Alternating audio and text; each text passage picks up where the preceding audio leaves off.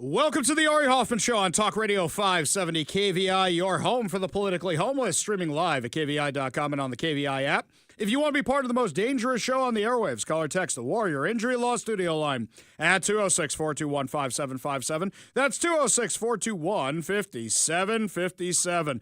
Coming up this hour, Yakima says no more pride crosswalks, and Jill Biden's work husband says, I'm not answering any of your questions. But before we get to any of that, time for your daily dose of adrenaline. You want me to stick this into my heart? Are you f***ing nuts? Former Spokane City Council President Ben Stuckert is among 9 individuals federally indicted following a June 11th protest that spiraled into a riot at the U.S. Department of Homeland Security's facility in Spokane, Washington. Do you remember all the awful media coverage of this particular riot? They were saying it wasn't a riot. They were saying it was peaceful. They were saying all that. Yeah, if it was so peaceful, why are these guys getting charged? Charges against the rioters range from conspiracy to assault on federal officers and obstruction. By the way, I don't think the charged names do it justice. A lot of them assaulted federal officers, and a lot of them were deflating the tires of the ICE vehicles and trying to obstruct them. But then, wasn't it KXLY? KXLY. They were the ones saying, oh no, it's peaceful, it's peaceful. ICE caused this. I remember that nonsense. Stuckert, 53, who has been a prominent voice on progressive causes, including sanctuary city policies, is facing a charge of conspiracy to impede or injure federal officers. He is accused of initiating the disruptive action by calling for others to physically block an ICE transport bus on social media. The day of the riot, Stuckert wrote on social media, if you care at all about these illegal detainers, you must meet me at 411 West Colado by 2 p.m. I'm going to sit in front of a bus. Feel free to join me. The Latino community needs the rest of our community. Not tonight, not Saturday, but right now. According to court documents, the protest escalated into a coordinated attempt to block federal law enforcement officers from transporting immigration detainees. The detainees, 21-year-old Venezuelan national Cesar Alexander Alvarez Perez, whom Stuckert reportedly claimed to have recently become the legal guardian of, and Colombian national Josuar Slater Rodriguez Torres were detained after a scheduled ICE check-in. I have questions, by the way, about why a 53-year-old man needs a 21-year-old illegal alien living with him as a legal guardian. Oh, I get it. They're Antifa, Batman, and Robin. He's his ward. That's his Dick Grayson. Or something else that I'm not going to say on the radio. I have questions. But here's something else. They weren't getting detained just for being illegal aliens. We know that a lot of these people are getting detained because they committed other crimes. So what was going on here? According to prosecutors, Stuckert, along with others, physically obstructed a federal transport bus. Additional participants reportedly disabled the bus by letting air out of the tires and spray painting its windshield. I don't remember MLK Jr. doing that. I don't remember him spray painting anything. I remember walking peacefully. I remember a lot of walking. A lot of walking. That's what I remember from MLK Jr., but not spray painting.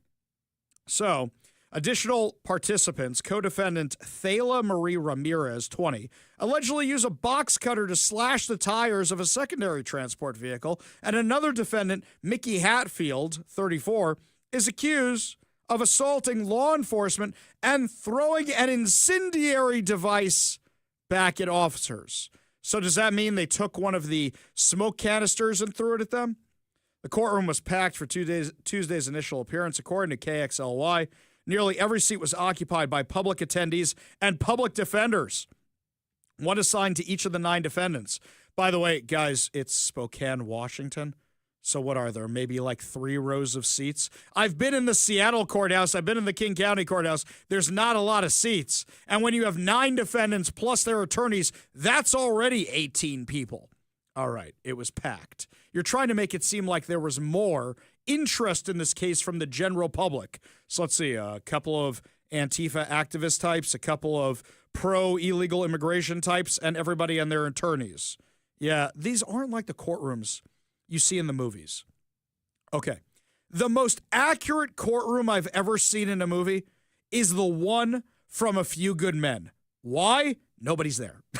Right? Nobody's in that courtroom. It is literally just the parents and Aunt Jenny. You know what I mean? It's Dawson's mom and dad and Downey's Aunt Jenny and the lawyers and the judge and the jury. Most accurate courtroom ever. Every other movie, like The Judge, this one cracks me up. The Judge with Robert Duvall and Robert Downey Jr. You got this podunk town in Indiana, the biggest, most cathedral courtroom I've ever seen in my life, and the whole town comes every single day for the trial. Every single day. I love that movie, but that's one little thing right there where I'm like, yeah, no. So, anywho, the first group to appear included Stuckert, 34-year-old Mickey Hatfield, and 38-year-old Bobby Silva. Hatfield and Silva face additional charges of assault on a federal officer with allegations of physical contact and attempts to cause further felonies. While Hatfield and Silva remain in custody at the federal courthouse pending a detention hearing scheduled for Friday at 10 a.m., prosecutors determined there was no immediate need to detain Stuckert or the other co-defendants. They were released under strict pretrial conditions that prohibited them from communicating with each other outside of the attorney presence, barred them from entering the ICE facility in Spokane, and instructed them not to alter or delete any relevant social media posts. Well, we've got at least one of them where he admits to all this, so let's see how many more there are. The other individuals indicted include Justice Forall. I didn't know he was on this list. Now, I don't think I've mentioned him ever on the show before. I'm pretty sure this is the guy who's the lead Hamas supporter in Spokane, Washington. I've gotten information on him before. I will dig into that later today. Conspiracy to impede or injure officers. Erin Nicole Lang, conspiracy to impede or injure officers. Colin James Muncie, who is also conspiracy to impede or injure officers. Bajun, I'm not even going to take a swipe at pronouncing that name, but I like that he's the second. So we've got two people with unpronounceable names. Conspiracy to impede or injure officers. Jack DeListo Archer, conspiracy to impede or injure officers. Acting U.S. Attorney Stephanie Van Martyr said, "We respect and honor everyone's right to peacefully protest. However, the few who choose to cross the line from protest to violence and destruction will be held accountable." Do you remember how bad this riot was? The June 11th protest forced law enforcement to call in reinforcements and deploy crowd control tactics, including smoke and pepper balls. A state of emergency was declared by Spokane Mayor Lisa Brown that same afternoon due to escalating unrest in the downtown area. In Spokane, Washington. What, all the rioters just said, let's head on over to Eastern Washington and cause trouble? That's kind of what it seemed like. Figured it would be an easier target than somewhere else more locally. Federal agents, detainees, and facility employees remained trapped until approximately 9 p.m., only able to exit with the assistance of a Spokane police SWAT team. The protest in Spokane occurred amid a national wave of anti-ICE demonstrations, many of which have turned violent in cities like Seattle, Los Angeles, and Portland. Officials have noted increased coordination among far-left activist groups, including Antifa, the Party for Socialism and Liberation, and Indivisible. You know what I love about this, by the way? You think Spokane, which is little mini Seattle out there in Eastern Washington, you think they were actually going to do anything about this? No, the feds did. There's a new sheriff in town. His name is Donald J. Trump, and his administration isn't putting up with people attacking federal agents. Let's not forget. In the first Trump administration, people, when he sent in federal agents to try and help Seattle or try and help Portland, everybody was throwing them out. Here he says, okay, we're going to protect the federal facilities. You guys mess with us, you're getting the full boatload of charges. And that seems to be exactly what's happening. And I love it. I'm here for it. But I have a question for all of you. Do you think that this is going to dissuade the rioters? Or do you think this is going to encourage the rioters? Do you think they're going to say, it's a badge of honor, I get arrested. This is a badge of honor. This is what I want to do. This is what I need to do. And I need it on my little checkbox. Because it seems like for the rioters, sometimes it encourages them. Well, if they get sentenced to big boy time behind jail on federal charges. We may not be seeing them for a while either. And by the way, this is the way. This is the way to go. So we've got another case here, this one out of Yakima. 13 individuals are facing federal charges following a sweeping law enforcement operation targeting drug trafficking and violent crime in the Yakima Valley on the Yakima Nation Reserve in Washington State. The U.S. Attorney's Office for the Eastern District of Washington announced the charges yesterday, marking the culmination of a year-long joint investigation into federal, tribal, and local agencies.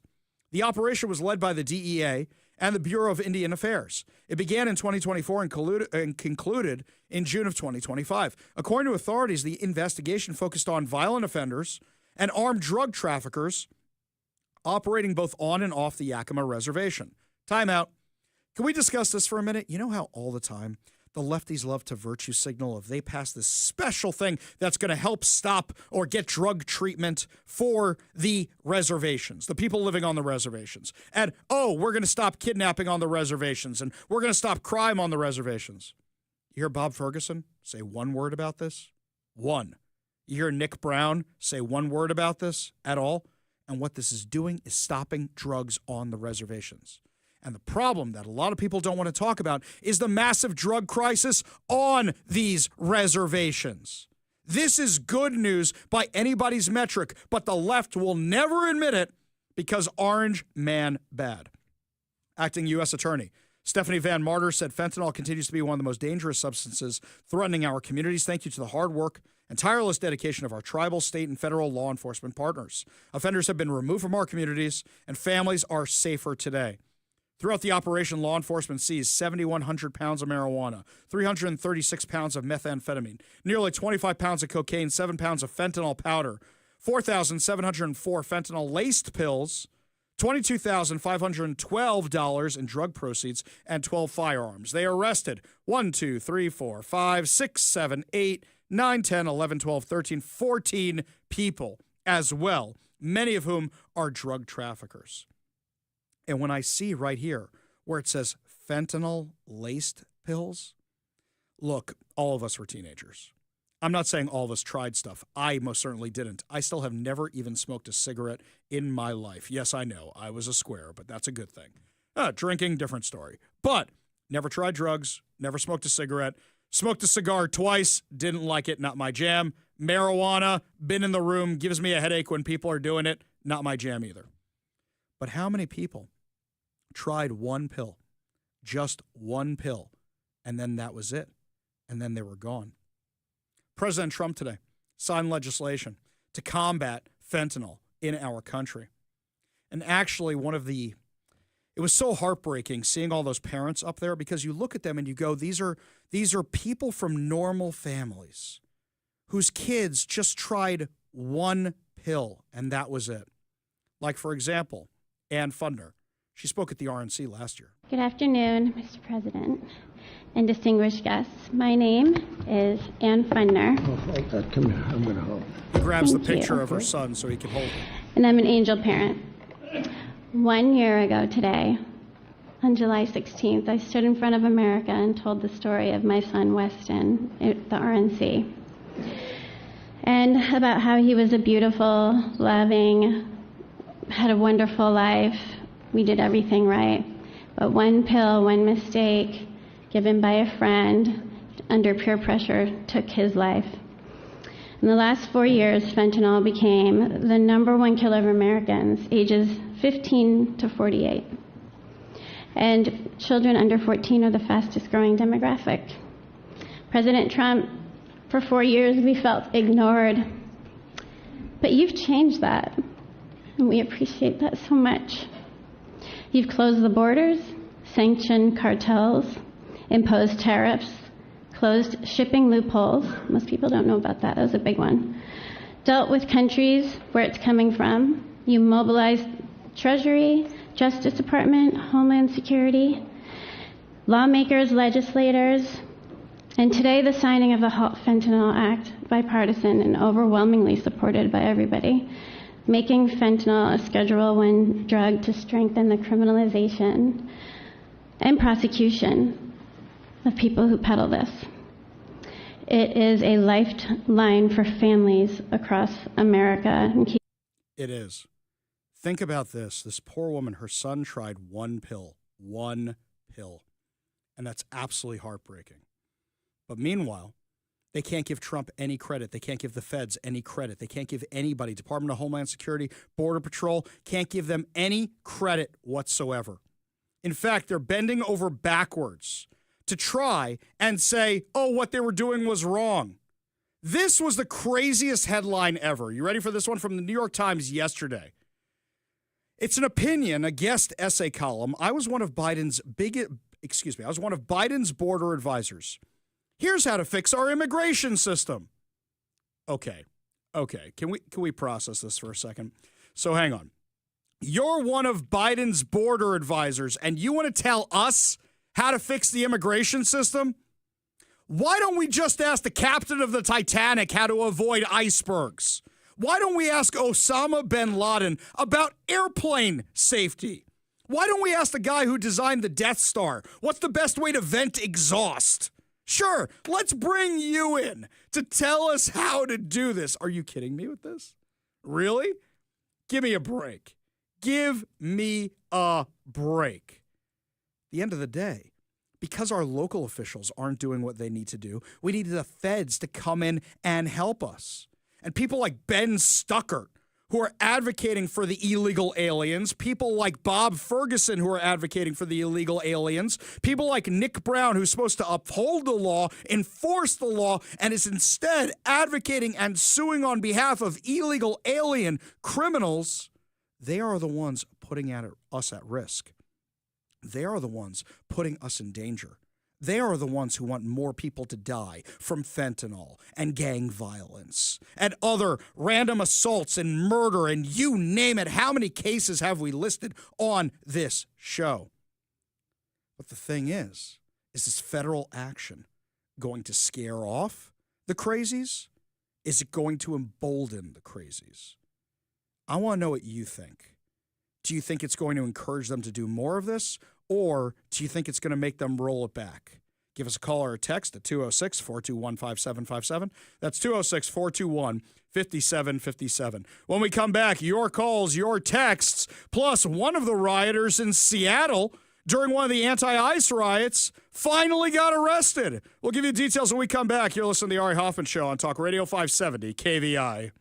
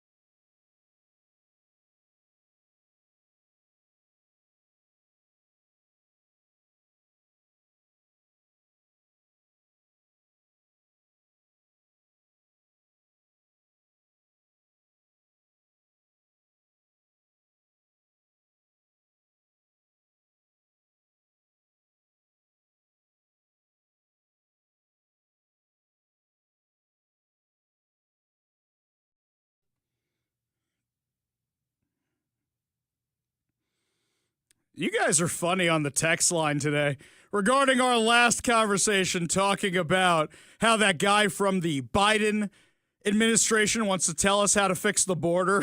When I brought up the Death Star, Matt texted us to say Galen Erso is a hero for designing that vent port on the Death Star and letting the rebels know about it. Put some respect in his name. Rest in power. I forgot about that, Rogue One. You're right, Matt. You get to call me out for that 1,000%. Absolutely. This one from Steven Shoreline. Hi, Ari. I believe arresting these protesters will encourage them to keep it up. If the punishment is harsh enough for real, the word will get out and they will stop. Or will they start shooting at agents and then police and then we'll have war? Hey, by the way, they're already doing that in California. Mike looks like he's got a question. So I'm sorry. I was on the phone talking to a member of the Big Mike militia here. Did you say that you forgot about that Rogue One? Okay, you're going to make fun of me about what a nerd I am. Yes. Are you ready? You're about to make fun of me for the biggest nerd that I am. Sure. I still have the books in my head, and the books have a different guy who designed the Death Star. So when I think about it, I don't default to the Rogue One. I default to the books. Wow. So, yeah, and that guy was like a bad Bevel Lemelesk, something like that. If you say so. Yeah, I'm telling you, I am that big of a nerd. So, yes, you can make fun of me for that. Also, for me, I'm one of those people that I think Rogue One is a great war movie, not necessarily a great Star Wars movie, except for the last 45 minutes of it. It's in the title! I get that, but the last 45 minutes are nerdgasm. It's a Star War! What is it's wrong with you? the beginning of it. Oh, I ticked off Mike on his first day back. Look what I did. That is such a dumb take. I broke Mike. I told you it was a dumb take. I admitted it's a bad take. I said they can't all be winners around here. I get 3 hours a day. I'm going to say something stupid eventually. That's okay. I still sometimes like to believe that Boba Fett is actually a journeyman protector from Concord Dawn named Jasper Moreel. But I know that that's not real. He's just a clone boy or whatever. So I guess we all have our crosses to bear. But we all do. But the fact that you forgot an entire major motion picture, I forgot the entire That's a lot. Movie. Also, hot take. Since this is now Star Wars talk, I guess. Thanks, Matt. Appreciate you being part of the militia as well. But, Star Wars Rogue One, still a terrific prequel to Star Wars. Yeah. But man, is it a frustrating follow-up to Andor. You get 2 seasons of Andor, then you watch Rogue One again, and it's like, oh, none of this lines up at all. It is a very frustrating watch. You did yourself a favor, Ari, by punching out very early. You missed out on some really good television, but the payoff, though, is like it's supposed to walk up to Rogue One, and it does, but then you watch Rogue One again, and it's like, well, what happened to that person? What happened to that lady? What's going on over there? Too many unanswered questions. Oh, so what you're saying is it's a true Disney Lucasfilm movie where none of this makes sense anymore. Oh, wait a second. George Lucas was doing that before it was cool. Why doesn't R2-D2 and C-3PO, why doesn't Obi-Wan remember the robots? I know they had their memories ripe, but Obi-Wan should go, I know that droid. That's the one that I made fun of Anakin about. But no, I mean, to him, they're just disposable. Their heads can get ripped off by the zipper droids or whatever they are. See, I always thought that it was Obi-Wan just being a sass. He's just a sassy dude. He's like, I don't seem to recall owning any droid. Whatever. And R2-D2's like, boo-boo-boo-boo, boo-boo-boo-boo, it's me. He's like, I don't know. I don't know who you are. I don't know that guy. I don't know that one. Yes, not a name I've heard in a long time. Anywho, got some breaking news for you right now.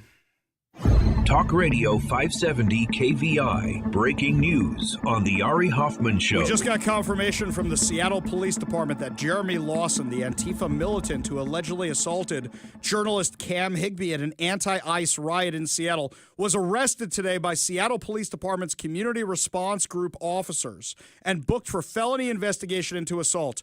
What is that, Mike? 5 weeks or 6 weeks since it happened? 5 weeks. According to the SPD, CRG, in coordination with homicide detectives, located and arrested a suspect wanted for a politically motivated felony assault. Wow. They're actually calling it out. That occurred during an anti-ICE protest.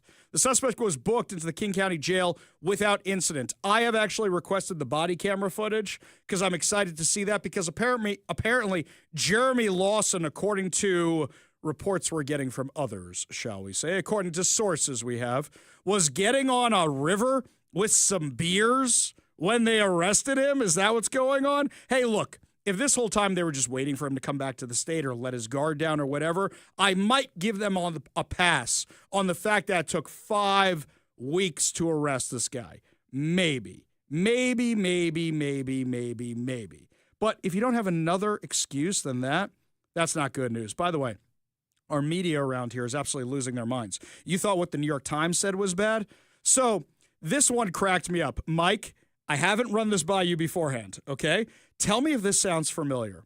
Washington-based immigration advocacy group has been tracking suspected immigration and customs enforcement flights coming in and out of Boeing Field.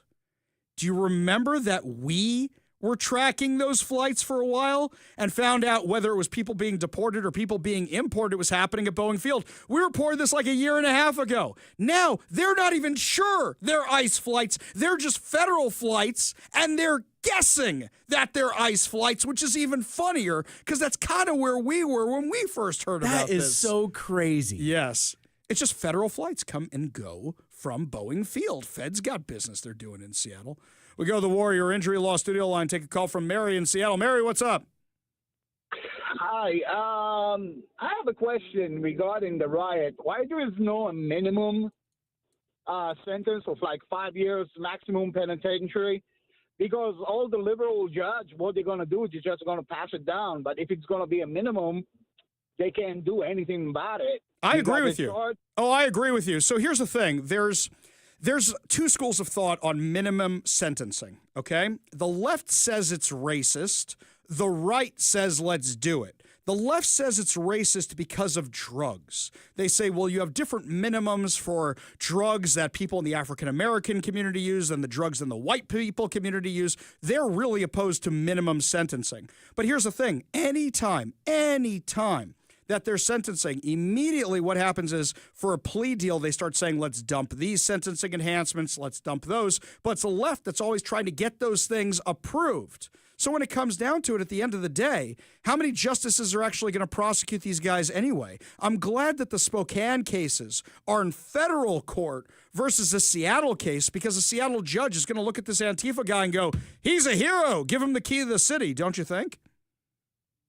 Well, my question will be, if that's the case, why won't they actually gonna, like I said, if the judge will try to plea deal, then, I mean, I'm sorry, the attorneys will try to plea deal, they will say there is no plea deal on these. Yeah, that's what they should be doing. They should be saying no plea deal at all. Like, for example, I would have loved with Brian Kohlberger. If the judge had said, dude, I'm not giving a plea. I'm not doing this. I'm just not. I'm going to reject your plea deal like they did with Hunter Biden. Remember, there was one judge who goes, wait a minute, you don't get out of all this. And then the other thing about like that claim, oh, we are overrepresented. Well, you're overrepresented because that's a statistic. Yes. It's not because of racism or anything. This is you have an embedded, seated, deep cultural problem that you're going to have to address. Right, and here we have a problem where you have to address the issue right here, which we're talking about, which is these rioters think they can get away with anything, and our justice system, hopefully, is finally not letting them. Mary, great call. Appreciate you being part of the show. You want to be part of the show, you give us a call or a text at 206-421-5757. That's 206-421-5757. Don't forget, coming up at 4 o'clock, your chance to take the trip or keep the cash with our latest giveaways. We'll give you all the details then. But for now, Jill Biden's work husband is taking the 5th on the auto pen. Tell you what this means when we come back. You're listening to the Ari Hoffman Show on Talk Radio 570 KVI.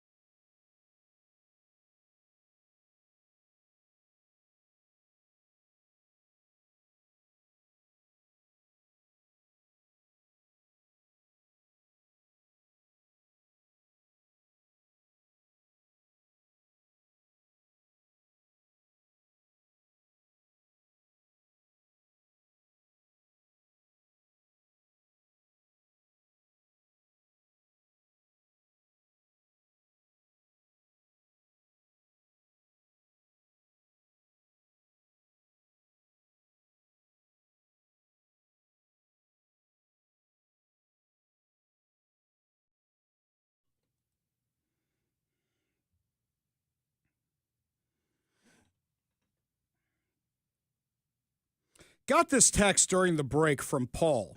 Paul says, hey, Ari and Mike, why can't POTUS declare Antifa a terrorist group? They also call us the best show in town, says Paul in Granite Falls. Thank you, Paul. It's very nice of you to say. Why can't the president declare them a terrorist group? Of course he can. And I'm kind of wondering why he hasn't. Let's reframe the question. Why hasn't he declared Antifa a terrorist group? I think it's long past due at this time, at this point. I think we should bring a RICO case against Antifa because the fools on social media brag about coordinating with each other between states and moving resources. You remember that dummy head, Nicole Thomas Kennedy, who was running for Seattle City Attorney?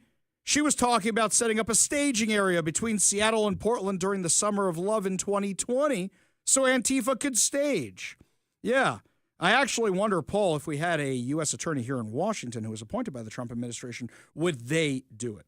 The last one who was appointed by the Trump administration didn't do it, but I kind of hope that a new one would specifically target Antifa. Meanwhile, so we still don't have the questions we want about the auto pen.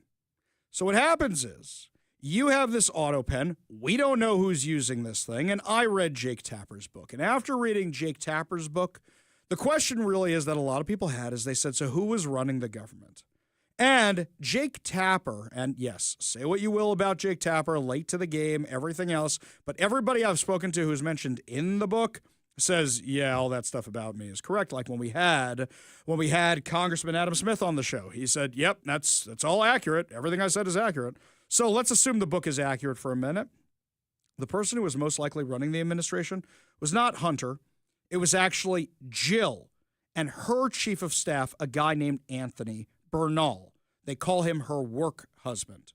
So what happens? He gets subpoenaed to go before Congress. Let's not forget Joe Biden's doctor showed up to testify before Congress last week, and he took the fifth on everything. How'd it go with Anthony Bernal? Here's the audio. Okay, we'll go back on the record. Mr. Bernal, was President Joe Biden fit to exercise the duties of the president? On the advice of counsel, I respectfully decline to answer the question pursuant to my Fifth Amendment rights under the Constitution.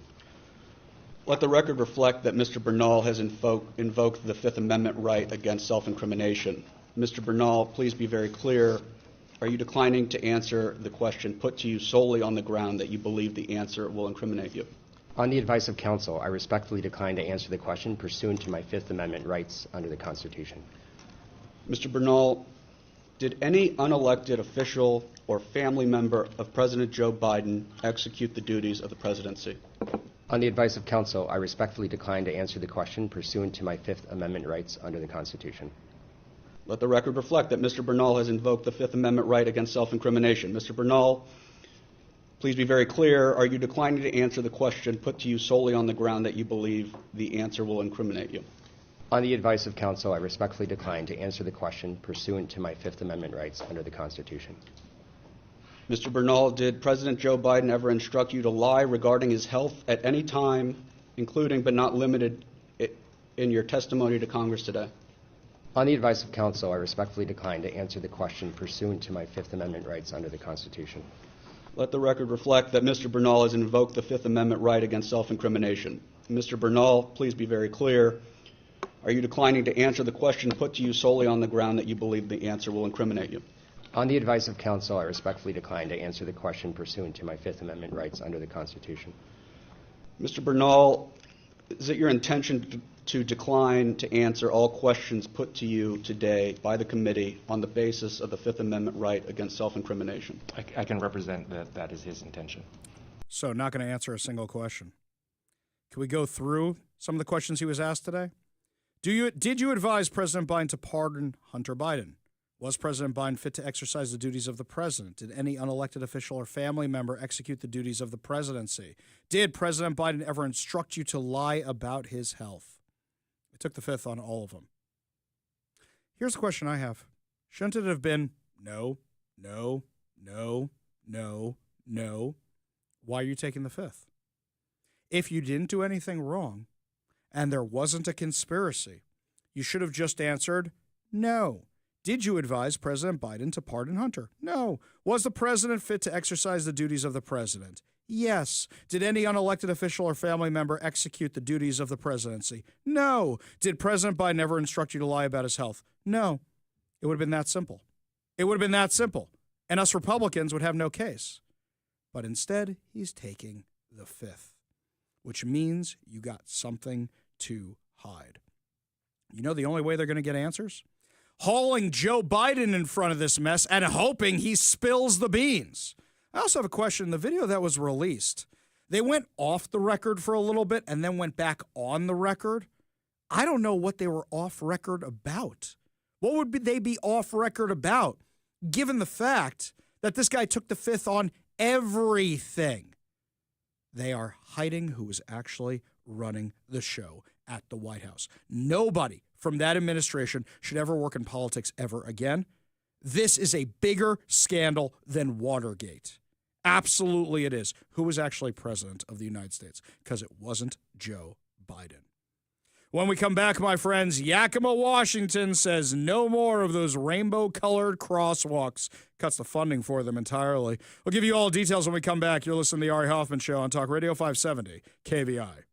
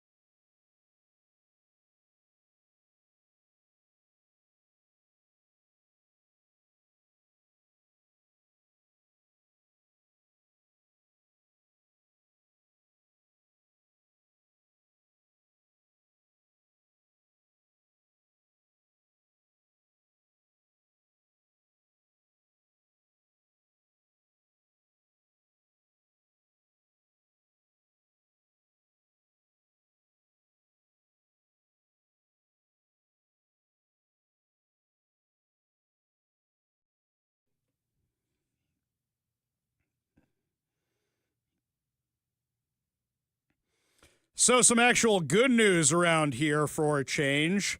Last night, the Yakima City Council voted to remove its Pride crosswalk policy. The council repealed the community crosswalk policy in its entirety. $30,000 was spent to make these Pride crosswalks. $30,000. I'll do it for a fraction of that. I can make crosswalks. Give me a stencil and some paint. I'll go get some remnant paint over at Home Depot. It'll still be pretty. I'll make it look like a rainbow. By the way, this thing does not look like $30,000. So I've seen a number of Pride crosswalks in my time because, after all, I live around here. And this is the most childish-looking one I've ever seen. It looks like a second grader's bedroom train set. It's not really a Pride rainbow flag. It just looks like the Fisher-Price logo. Plus, there's a lot of white in it. So it's dumb to put something you care about on the ground anyway. Iran loves painting the U.S. and Israeli flags on the ground so they can walk on them. But also, you're putting white in it, so of course it's going to get scuffed up and look like absolute garbage. Rumor has it Yakima Pride isn't happy, as reportedly planning demonstrations. Oh no, they're going to riot about the crosswalks. Oh no, we took away the crosswalks. Oh no. Crazy stuff. You know who else isn't happy?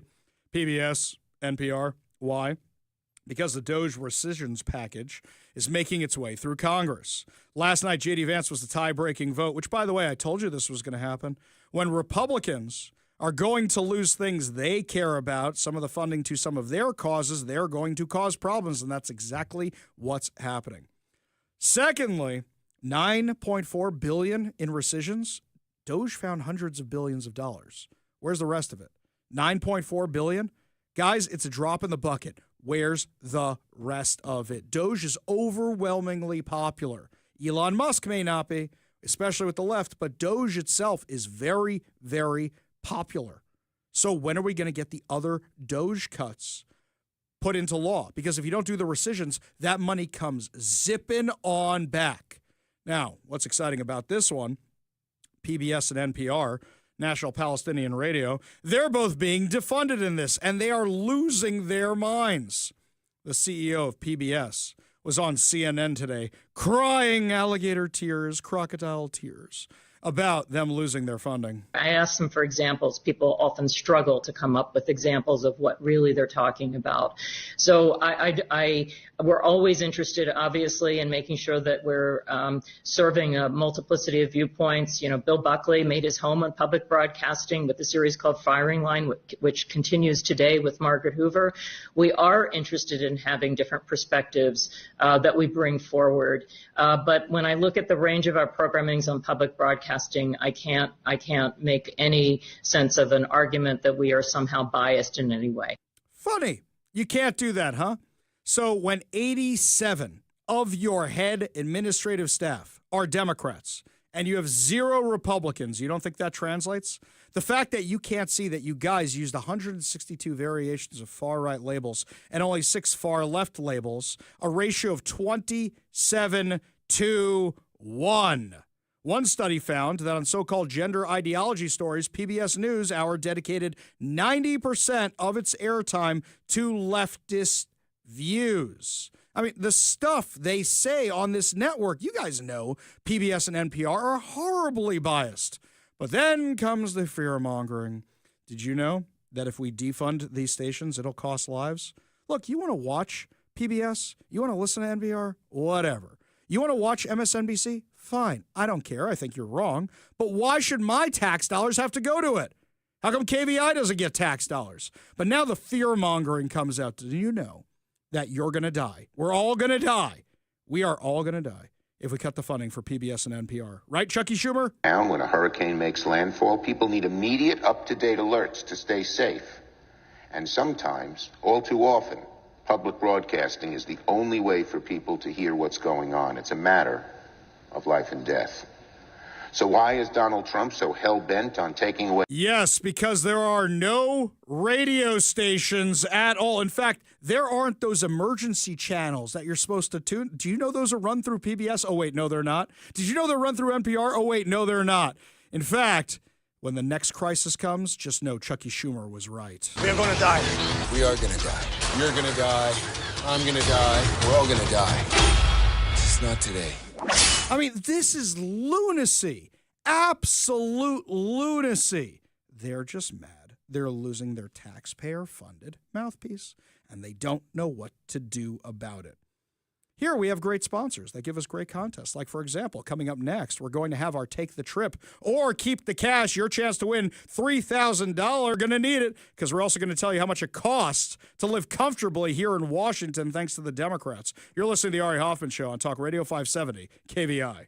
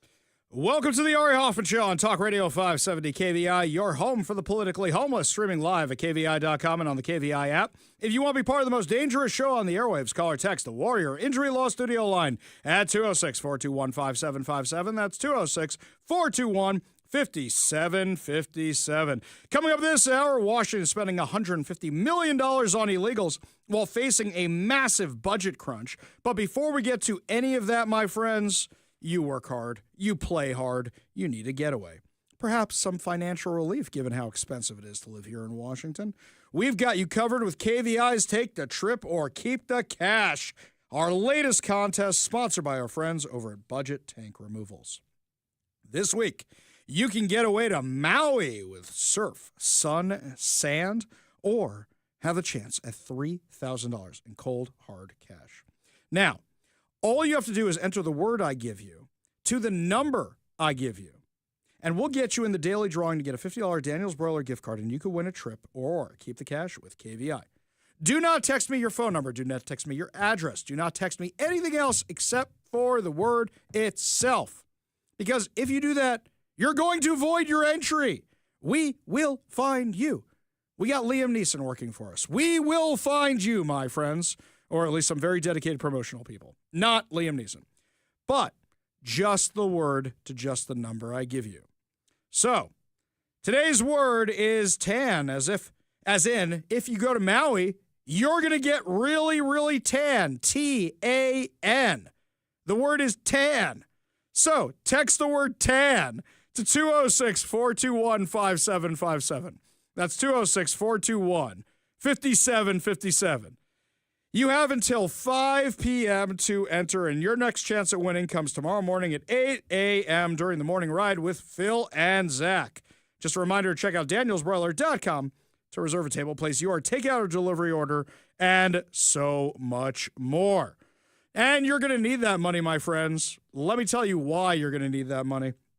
I don't know if you saw this report from Fox 13, but they found a new study which reveals Washington residents may face some of the highest income requirements in the U.S. to maintain a comfortable lifestyle in 2025.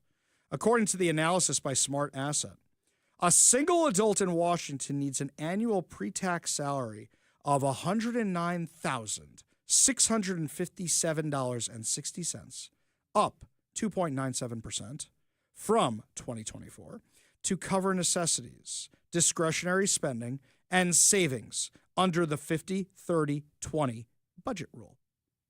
Now, it's a lot worse than you realize. Working families of four in Washington now need to be making close to $300,000 a year, $277,888 per year, nearly 8% higher than 2024 to afford groceries, housing, transportation, and long-term goals.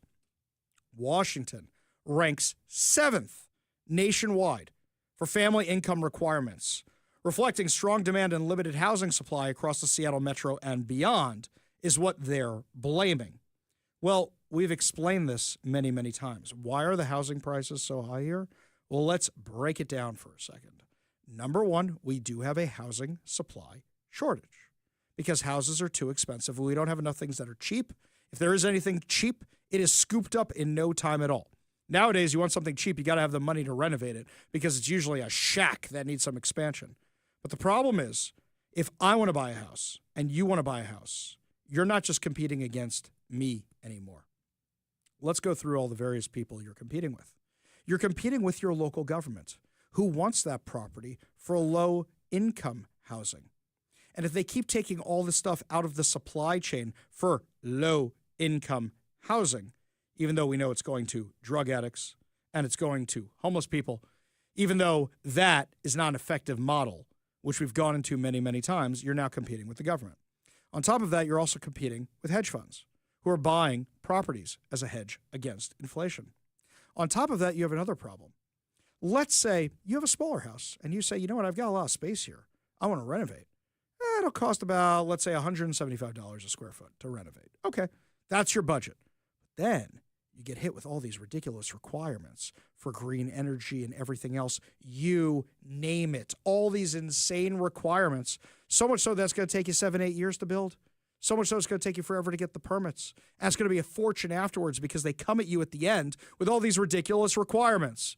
You want an example? Here we go. I'm building a youth center at the synagogue years ago. And this is before they went completely off the deep end, but they were starting to get there. So what happens? During the construction, they say to me, you don't have enough parking. I said, well, we're Jews. We don't need the parking because we don't drive to synagogue on the Sabbath. And they said, well, you need parking anyway.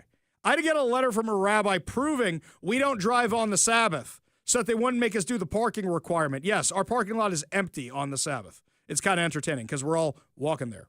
Here's another one for you, a good one. They want us to have these energy-efficient switches that would turn off the lights in the synagogue if we were going to do this new construction. I said, well, the problem is we don't use light switches on the Sabbath, so if they get turned off by these timers, we can't turn them back on afterwards. And they said, we don't believe you. And I said, it's Jewish law. We can't use phones, lights, motor cars, not a single luxury like Robinson Crusoe. It's as primitive as can be for 25 hours every single Friday through Saturday night. We had to get a letter from a rabbi about that one. And then what happens? We're in the middle of construction. And one of the problems with where we were doing this new building, where there used to be an old building, was it used to have drainage issues. Now, we didn't want the building flooding, and we didn't want any problems with the building. So what happens? We say, okay, we're going to put in sub pumps, and we're going to regrade it, and we have this all, and they approved those plans. They approved them. And then one inspector comes out, and he looks at it, and he goes, nope, not good enough. And he made us dig a moat around the property. I kid you not. I should get some alligators from Alligator Alcatraz and put them in the moat. Keep people are annoying away from us. Yes, there is a moat around this building as a giant French drain that accomplishes absolutely nothing. It is always bone dry. It never does anything. And then, this is my favorite one. Getting close to the end of the project, this is when you're scrimping and saving because you have no money left and donations have dried up and everything else. And the city hits us with a bill for $25,000. $25,000. And I freak out and I say, what the hell is this? And they said, street improvements. And I said, we're not touching the street. We're on our own private property. We're not doing anything to the street whatsoever. In fact, the building is 100 yards away from the street. What are you talking about? And they wouldn't give us final occupancy unless we paid it. You know what magically got installed shortly after that? Bike lanes around the synagogue and public art. Well, they weren't really bike lanes. In fact, you know what they were? They were those little sketches on the ground of the stick figure bike people. You know the ones I'm talking about when there's no bike lanes and they're like, go this way, because otherwise you wouldn't know how to ride a bike in the street. They also put in speed bumps, so now the bikes have to go over speed bumps. They also put the ugliest public art I've ever seen in my life on the back of street signs. What a great use of taxpayer money. You wonder why the average person can't afford to build anymore? You wonder why the average builder doesn't want to build in our area anymore? Oh, and that was before you guys imposed rent control. When all the builders agencies said, if you guys do this, there's no profit in this for us. We are disincentivized from having rental units in your area in Washington. Bob Ferguson had this big pledge of all these housing units. He's going to fudge the numbers somehow to say he came up with more. But nobody wants to build here anymore because nobody wants to be a landlord here anymore. Because all of a sudden the government can come in and say, nope, you can only charge this. No, you know what? It's a pandemic. You're not allowed to charge rent for 2 years. And if you don't have good enough savings, you're a bad businessman. They've done all that. Now, getting back to these numbers. Of the 50 states, Washington's single adult income need trails only Hawaii, Massachusetts, California, New York, New Jersey, and Maryland. What a terrible list to be on. For families, it follows beyond Massachusetts, Hawaii, Connecticut, California, New Jersey, and Colorado. Nationwide, singles must earn $5,844 more than a year ago, while families need an extra $9,360 to keep pace with rising costs. What is Washington's highest cost? Well, they said it's housing. Seattle's tight rental and home buying markets push shelter expensive well above the national averages. You mean the fact that you guys just passed rent control? And now what happens is a landlord is going to max you out to the maximum allowed by law every single year because they know you're going to start restricting how much they can charge, when they can charge, and it will not be in line with inflation. So if inflation goes up, they're going to need that extra money to weather the storm afterwards. Yeah. Combine that with higher than average transportation and utility costs. Oh, you mean all that money you charge us to register our cars? Oh, don't forget if you have an EV and you're on their side. Over $1,000 a year. Higher utility costs. Local residents are feeling the budget pinch. So, financial planners, according to Fox 13, suggest residents in high-cost areas take on creative solutions like downsizing or seeking supplemental income. Well, thank you so much. So because the government wants my money for their ridiculous spending, I should downsize? I should get another job? Wow. What great advice, guys. Thanks so much. Really appreciate that. What is the government spending this money on?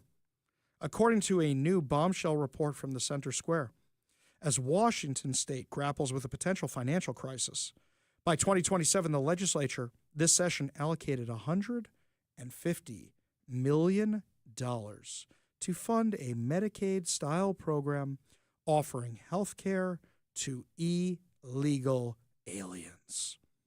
It's a spending discretion that one lawmaker criticized is given the state has chronically undercompensated medical providers of Medicaid patients, while a top-ranking legislature argues expanded access to health care avoids overwhelming emergency services and facilities. Hang on a second.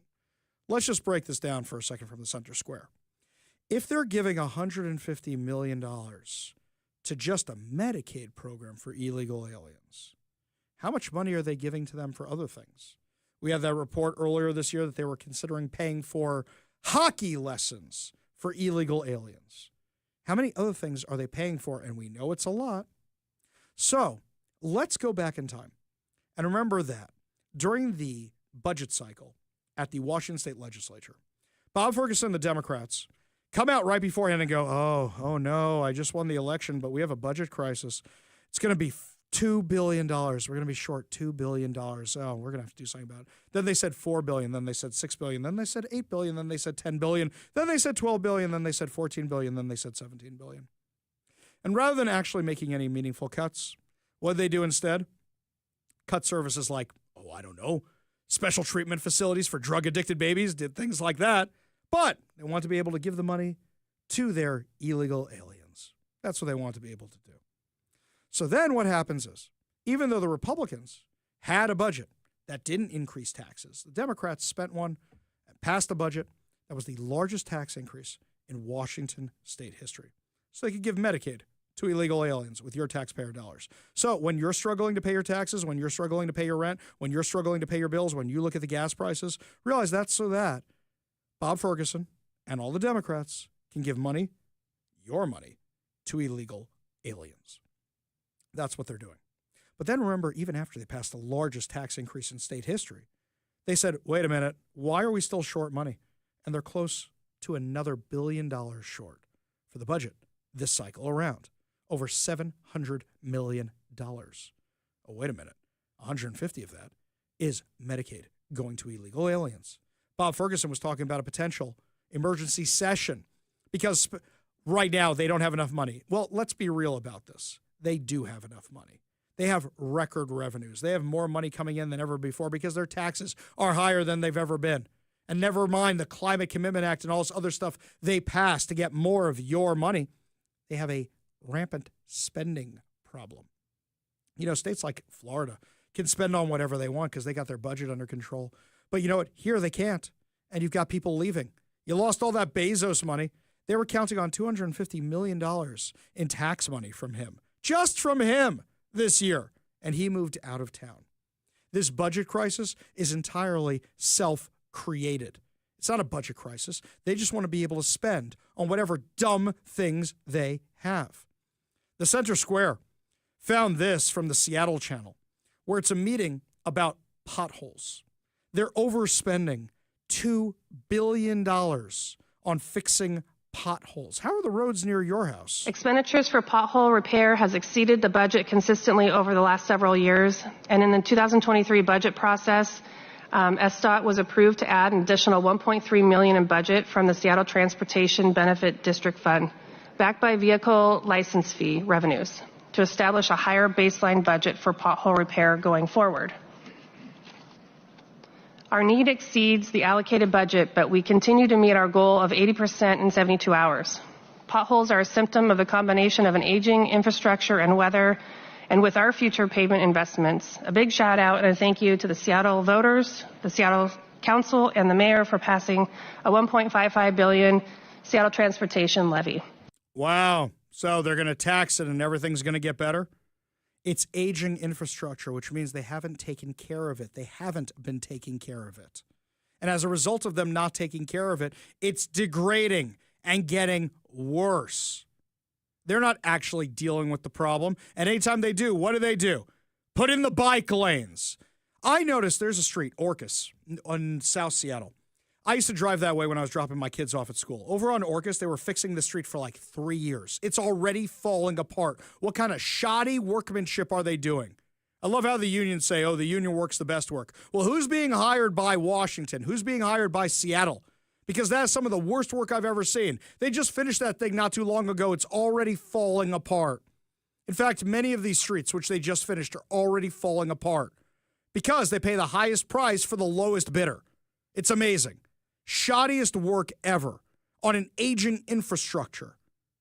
If these guys found aliens on Mars, they would give them funding. They would tax you to give the Martians funding. Martians would be like, what's this green stuff? I don't know what to do with it. It's insane how they treat your money like it's theirs, and there's no consequence to overspending or reckless spending. And you're the one stuck paying the bill. And yet people keep voting in these crazies. They keep voting them in time and time and time again and says, we're going to vote in these lunatics again, even though they voted for the largest tax increase in state history. Let's give them another term. This is why it's so important to have conversations with your friends, especially those who are Democrats. Don't cut off your Democrat relatives. Just don't talk about national politics. Stick with the local stuff. Then maybe you might be able to change some hearts and minds. Lots more to discuss as the show continues, my friends. When we come back, California. Wow, are things bad there. We now know why L.A. isn't rebuilding Malibu. And it was a conspiracy theory, but it turns out it was just a spoiler alert. We'll give you the details when we come back. You're listening to The Ari Hoffman Show on Talk Radio 570 KVI.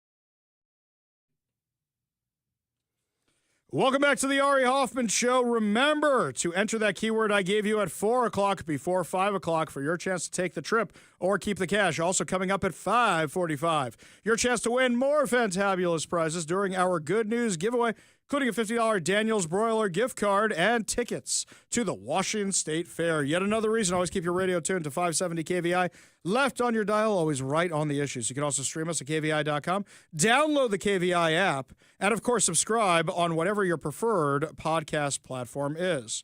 Well, a lot of people are calling California a crap hole, and Newsom's office posted that word with pictures, these beautiful scenic pictures, trying to show off California. One teensy tiny little problem. A lot of the pictures are of Sand Park, which is in Nevada. So Gavin Newsom's office is posting pictures of Nevada.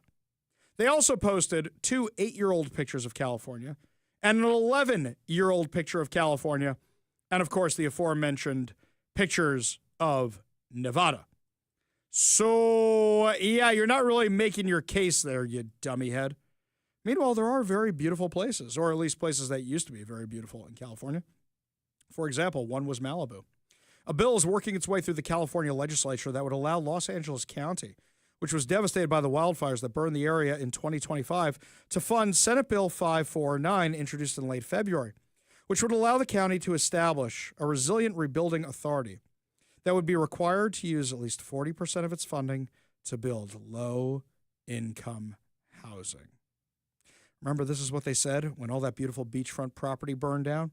Is that, they're just trying to get the rich people out of their homes? You know, you guys are giving credence to those conspiracy theories when you do things like this. So, we'll have a lot of money, but not for you people whose houses got destroyed. Only if you turn your property into low-income housing. So it doesn't matter, Grandma, that you lived there for 50 years and that was your home. And because California and Los Angeles didn't have water inside the fire hydrants and didn't send you the resources you needed. No, instead, you build low-income housing, you're all set. Don't you dare think about rebuilding the housing that California and Los Angeles' ineptitude cost you. The RRA for Los Angeles wildfires would be allowed to issue, receive, and administer funds, including but not limited to tax increment financing, federal loans and grants, state loans and grants, and philanthropic grants to support recovery. But we're not going to help you people who lost your houses. No. Why don't you sell it to us? Sell it to us cheap. You lost everything. Does anybody have any doubts whatsoever? Does anybody have any doubts whatsoever here in Washington that if there was another massive earthquake here, which we're a ticking time bomb, we know that. It's only a matter of time. We do live on a massive fault line.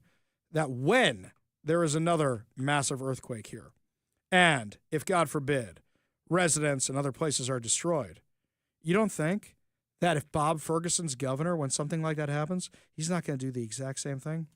Shame about that house you lost. You know, if you want to turn it into low-income housing, we'll help you out. But you know, because of our bad insurance policies and because of all that, you know what? If you just lost your house, you know what? That sucks for you. But why don't you turn it into affordable housing? Why don't you turn it into low-income housing? You know that homeless guy in the tent that's been on your street for a while, that's been breaking into your house? In fact, we're going to give it to him. We want you to build that low-income housing because your area has a real problem with homelessness. And we want Joe in the tent to be able to live in the low-income housing that we can build where your house used to be. You're cool with that, right? Right? Just making sure. Yeah, the RV street people are going to have more rights than you, guaranteed. The bill would allow for first-look sale options provided to returning residents and their families, and to create community amenities such as open space that promote community-scale resilience and insurability. Oh, I see. Why didn't you give them the appropriate insurance policies that could let them renovate their own houses, protect their own houses, appropriately insure their own houses? But California is such a cluster that they didn't do that. The RRA would also facilitate reconstruction of lost rental housing stock, including by promotion of accessory dwelling units, senior serving housing, and replacement of affordable housing lost in the fires. So let me make sure I got this right. You're going to help out the people who have rentals, but you're not going to help out the people that own their houses? Any remaining funding would be able to be used for multifamily affordable housing projects, transit capital projects, and transit-oriented development projects, but not help out those poor people who lost their houses. The bill has already passed in the state Senate 28-10, and a hearing is set for Wednesday in the Assembly. The hearing comes just over a week after Governor Gavin Newsom announced $101 million in taxpayer funds have been allocated to the development of multifamily low-income housing in communities that have been destroyed by the wildfires. What about the single-family homes that were destroyed in the wildfires? How about those, Gavin Newsom and Democrats? Nah, they don't want any of those single-family homes. Too bad you guys bought that house years ago. You know what? You just didn't renovate it enough to stop it from burning to the ground. What are you talking about? There was no water in the fire hydrants. Now that's your fault. That's your fault. That's absolutely your fault. It's your house. You don't deserve that single-family house anymore. Meanwhile, the other insanity going on in California, Democrats have advanced a bill that makes it a misdemeanor for ICE agents to wear masks.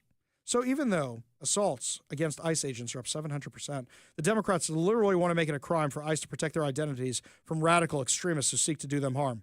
Okay, I'll tell you what. Let's do this. Let's do this bill, but it also goes for the Hamasniks and Antifa. Is that fair? No masks for anybody. No masks at all anymore. You know who else it goes for? The idiots who drive in Priuses in front of me on the road when I'm driving to work. Why is it every single time there's an idiot in front of me, it is always one person wearing a mask, driving by themselves in a Prius? Well, it could just be said it's a Prius driver. But still, every single time, without fail. So you want to ban the ICE agents from wearing masks? Great. Tell the Hamas people stop wearing keffiyehs. Tell Antifa to stop doing it too.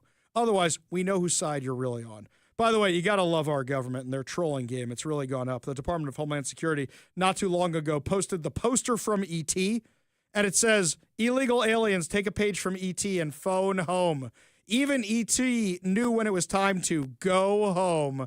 Take control of your departure using the CBP Home app. That's Elliot NET flying over the moon with the logo of the Department of Homeland Security. Only in America. Yeah, as Mike said during the break, I don't think Mr. Spielberg is going to like the copyright infringement on that one, but still very, very funny.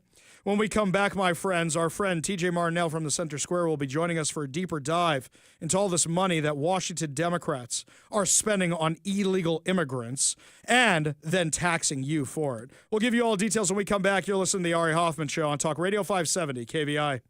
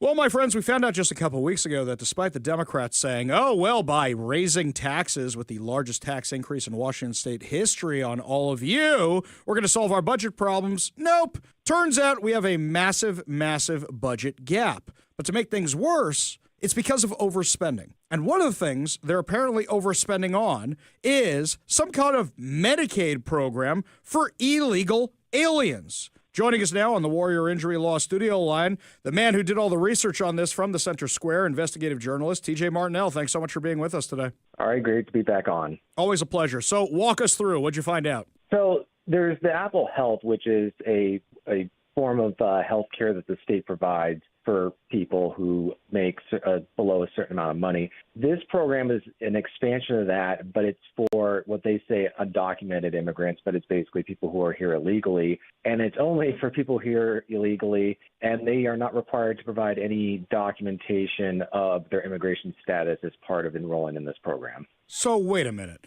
Anybody can enroll in this thing. They could be a convicted felon. They could be a gang member. They could be anything, not required to perform any ID. So basically just the only two things you don't need ID for in Washington state are this program and voting, right?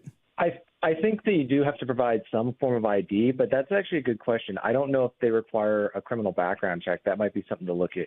I'll be looking into. But I just was very curious because how would you prove that it's a program that's for people who can't prove that they are something, because the fact that they don't have legal paperwork means they can't show that they don't have it. So it's a really unique situation. But what's kind of, I guess, crazy about it is that this is going on at a time when the state has chronically undercompensated medical providers of Medicaid patients, so regular Medicaid patients in the state. When they perform medical services, these medical providers are getting less money than they should, according to many reports, and they haven't raised their compensation rates for a very long time. So this is where the money could have gone, but instead they're wanting to provide health care for people who are here illegally. Crazy. So what you're telling me is that we're talking about people who are costing our government about $150 million on this program alone. And my guess would be is that let's say it's costing $150 million on this program. What's it costing in the schools? What's it costing on other social programs? What's it costing in housing? Right. And we don't even have an answer for that. Have you done any investigation on what the total bill might be? Because Bob Ferguson says we're over $700 million short. Well, if just the Medicaid portion is $150 million for illegal immigrants, I have some theories on how we could solve the rest of this. Yeah, and the other part that's not that you don't see is how when illegal aliens go and use emergency room services and other things to compensate for the lack of health insurance, those costs get passed on to U.S. citizens or people who are here illegally who have health insurance. So the costs get passed on to them. So in effect, Washington residents, legal Washington residents, are paying twice at least. They're paying for the program for people who are getting health care illegally here, getting health care, but then they're also paying for people who are here illegally but are not enrolled in this program, because this program is capped at 13,000, and that the number of enrollees that got in, it closed the program within 48 hours. There's apparently 17,000 people on the waiting list, and there was an effort to expand this to all immigrants, regardless of legal status, this session, but it didn't get a public hearing. Oh, crazy, crazy stuff. Okay. Now, this was all publicly available information,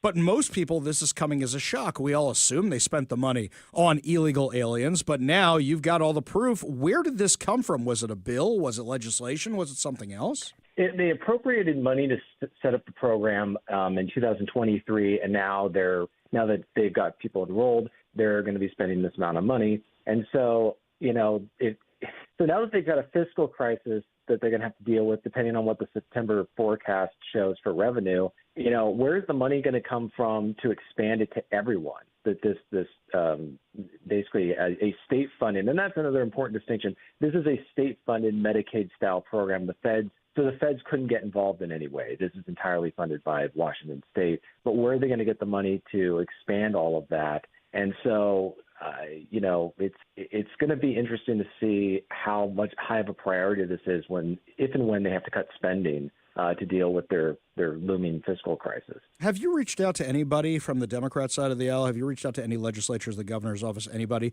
to say, hey, you've got all this money right here. Are you guys planning on continuing this program? I reached out to the Health Care and Wellness Committee Chair, Dan Bernowski, and his argument, he didn't directly answer the question about it, but he noted that when people are uninsured, they don't go in for regular checkups, they're not getting regular medical services, and then it ends up turning into a crisis where they're in the ER, and that puts a strain on medical services, and also those people don't necessarily have to pay. So his argument is that providing them health care prevents the cost from being indirectly passed on to people who have health insurance. That was his argument on that. But now instead it's passing it on to taxpayers instead, right? Well, and I crunched the numbers. You're basically spending $11,000 over the 2 years on each person. So, and that's assuming that's what's going to be used. I think the other interesting question is going to be what the compensation rate is to medical providers, and if it's going to be similar to what Medicaid. That'll be something to look into as well. So it's such an interesting program because it's specifically here for people who shouldn't be here. Unbelievable. In the last few minutes we have with TJ Martinell, do you think this is why Governor Ferguson was so upset last week that he was going to have to start funding Planned Parenthood and other programs and complaining about the big, beautiful bill because he didn't want anybody realizing this is what they're actually spending the money on, or now he knows he's going to have to pull it from somewhere else? Well, that's the thing that is really, if you look at the broader picture, this is at a time when they've got more revenue than they've ever had coming in. Now they've got a fiscal crisis. They've been chronically undercompensating medical providers for regular Medicaid to the point where Medicaid patients, new ones, can't find a provider because nobody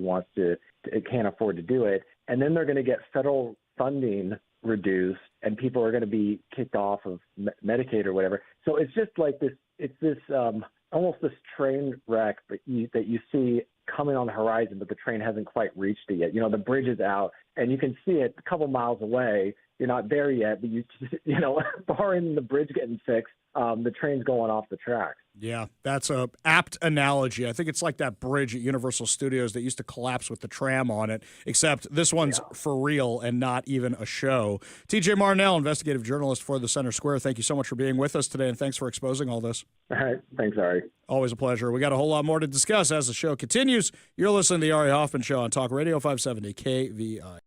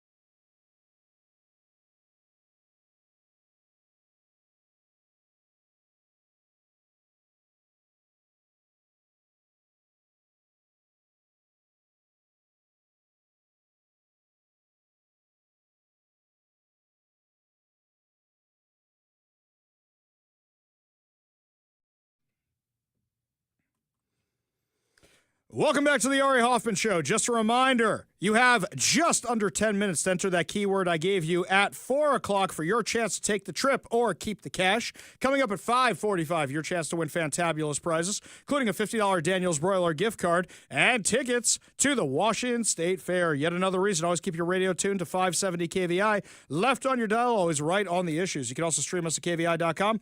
Download the KVI app, and of course, subscribe on whatever your preferred podcast platform is.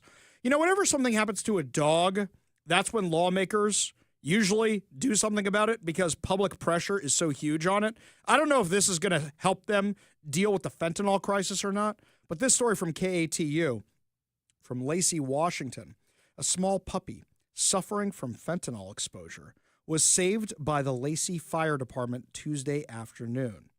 Crew members said the puppy was discovered unresponsive in a car where fentanyl was found. Now, this actually leads me to another discussion.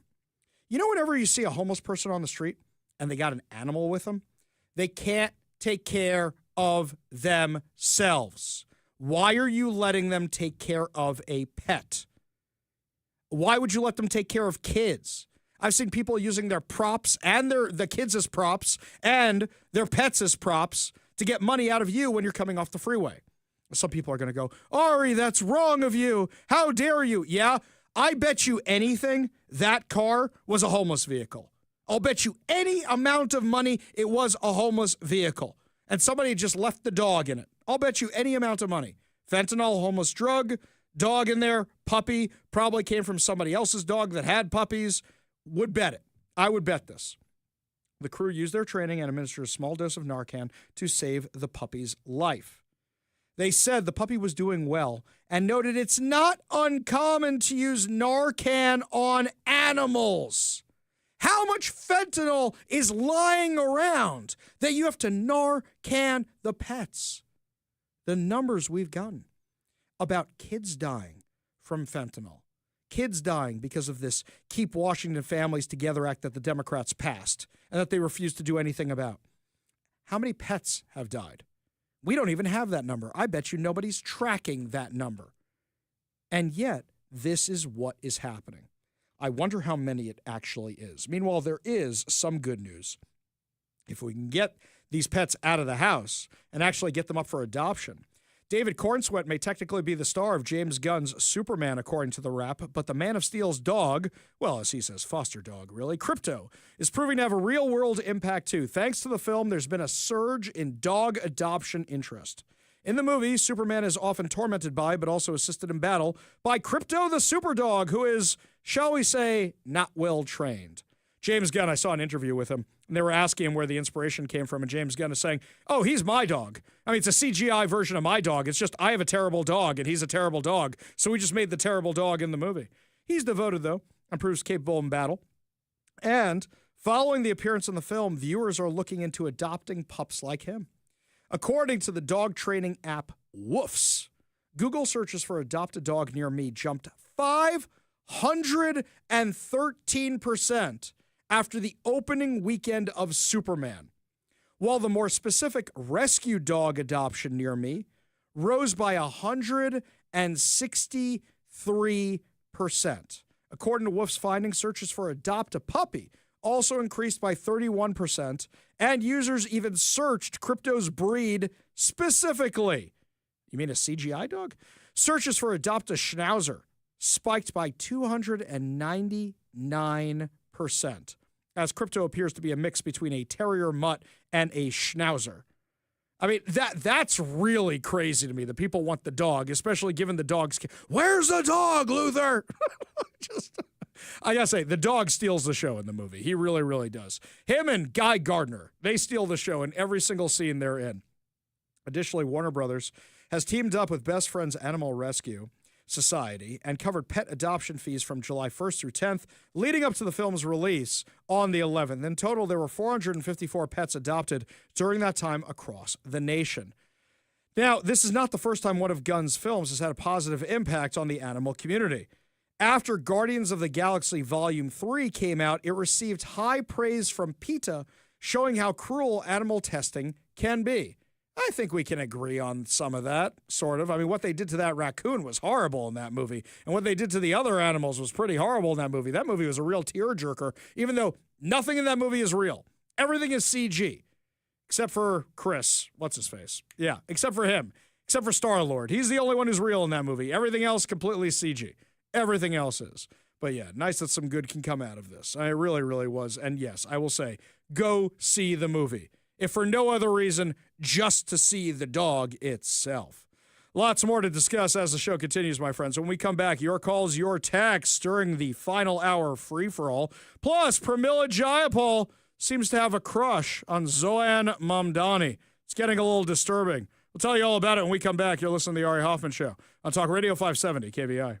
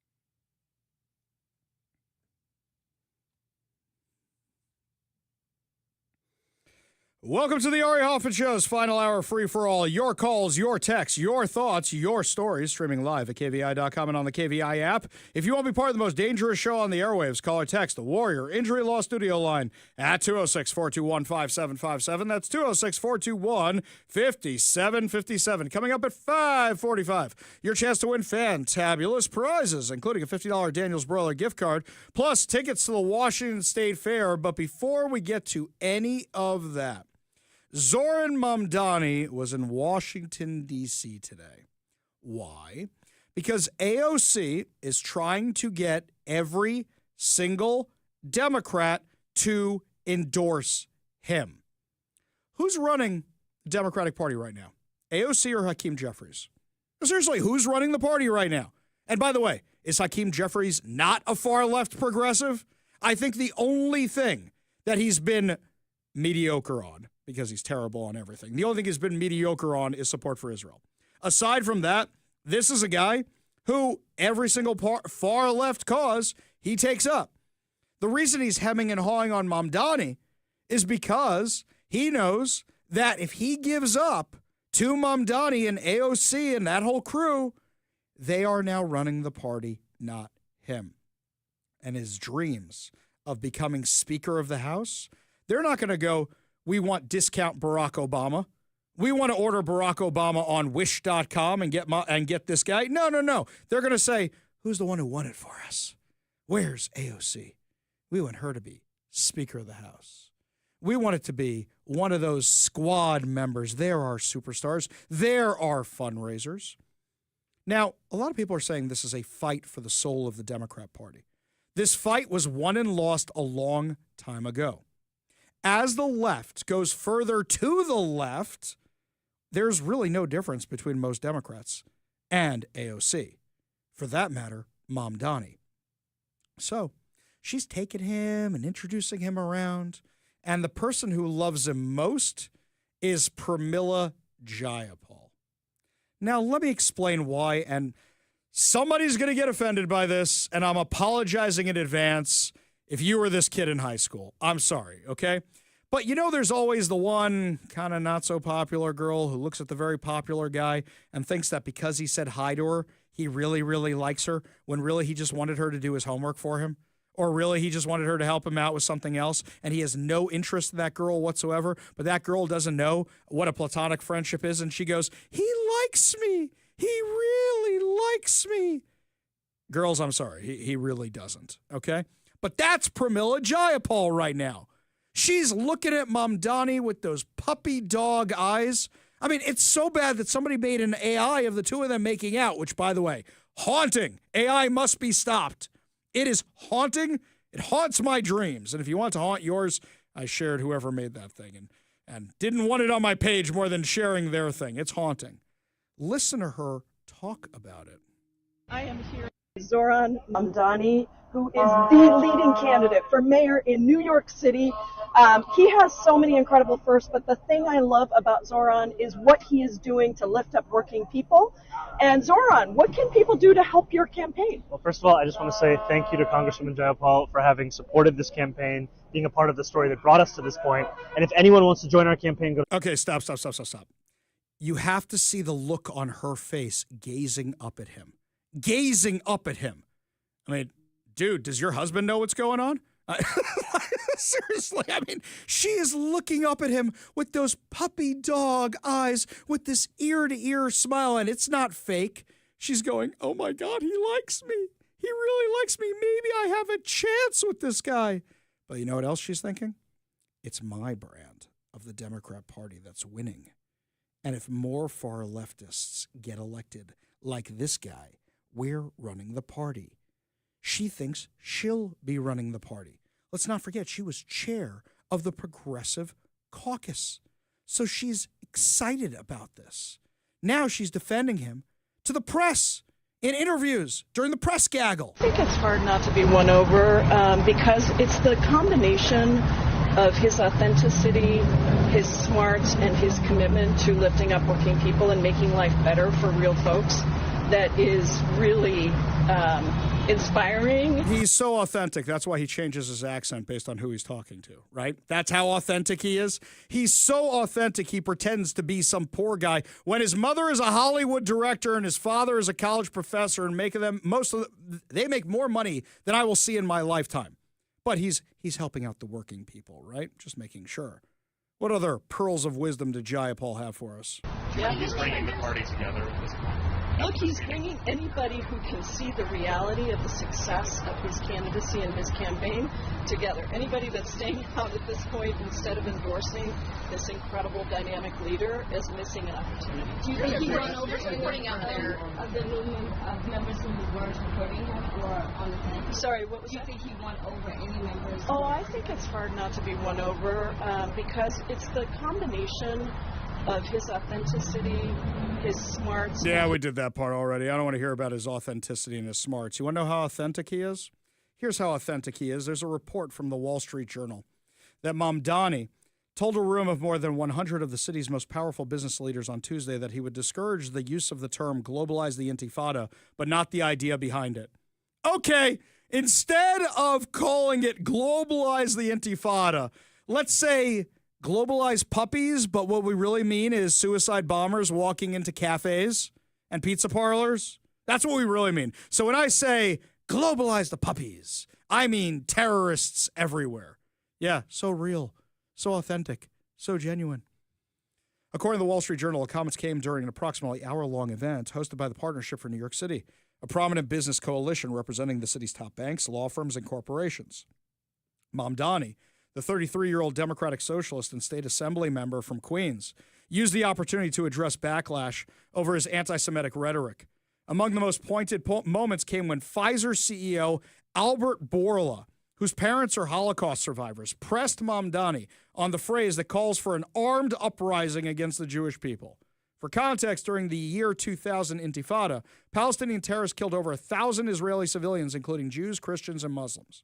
Mamdani claimed that for him, the slogan reflects protest against what he called the Israeli occupation of Gaza, not an endorsement of violence. Oh, so all those posts you wrote after October 7th, supporting it, justifying it?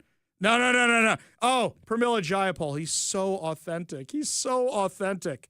You need to find someone who looks at you the way a progressive like Pramila Jayapal looks at a communist Hamas supporter. You really need to find that for yourself. Really, really do.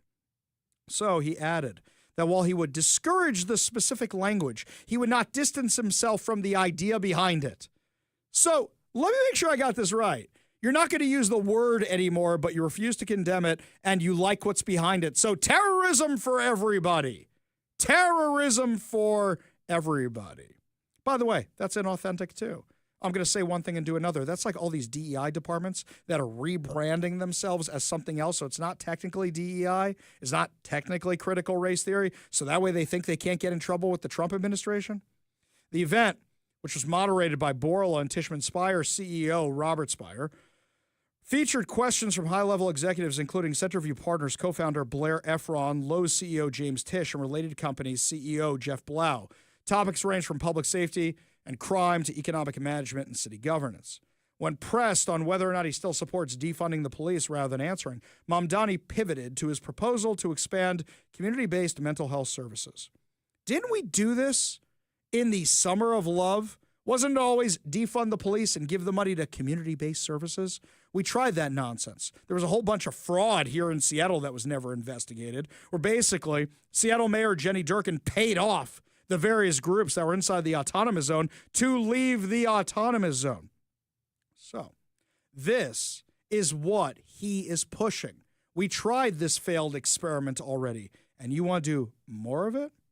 On the issue of crime, Mamdani did not rule out keeping NYPD Commissioner Jessica Tisch, daughter of James Tisch, who has been credited with a recent drop in crime. He said personnel decisions have not been finalized. This guy is just going to BS his way to the top. That's what it is. Mamdani also faced scrutiny over his past social media presence, telling the crowd that tweets from earlier years should not be held against him. Viewpoints can change. Oh, really? Because it sounds like you still support globalize the Intifada. You're the one who sang, rapped about the Holy Land Five, who are 5 terrorists who are currently doing federal time for funneling money to Hamas. So what opinions have changed? It doesn't sound like anything's changed. It just sounds like you got caught. Is Mamdani winning a certainty? Sort of. Let me tell you what I mean by that. Let's look at the polling. So Andrew Cuomo is refusing to drop out of the race and just announced that he's in the race as an independent. We don't like Andrew Cuomo. He might have some more voters on his side if he hadn't sent COVID-positive patients into the nursing homes and killed a lot of people's grandparents.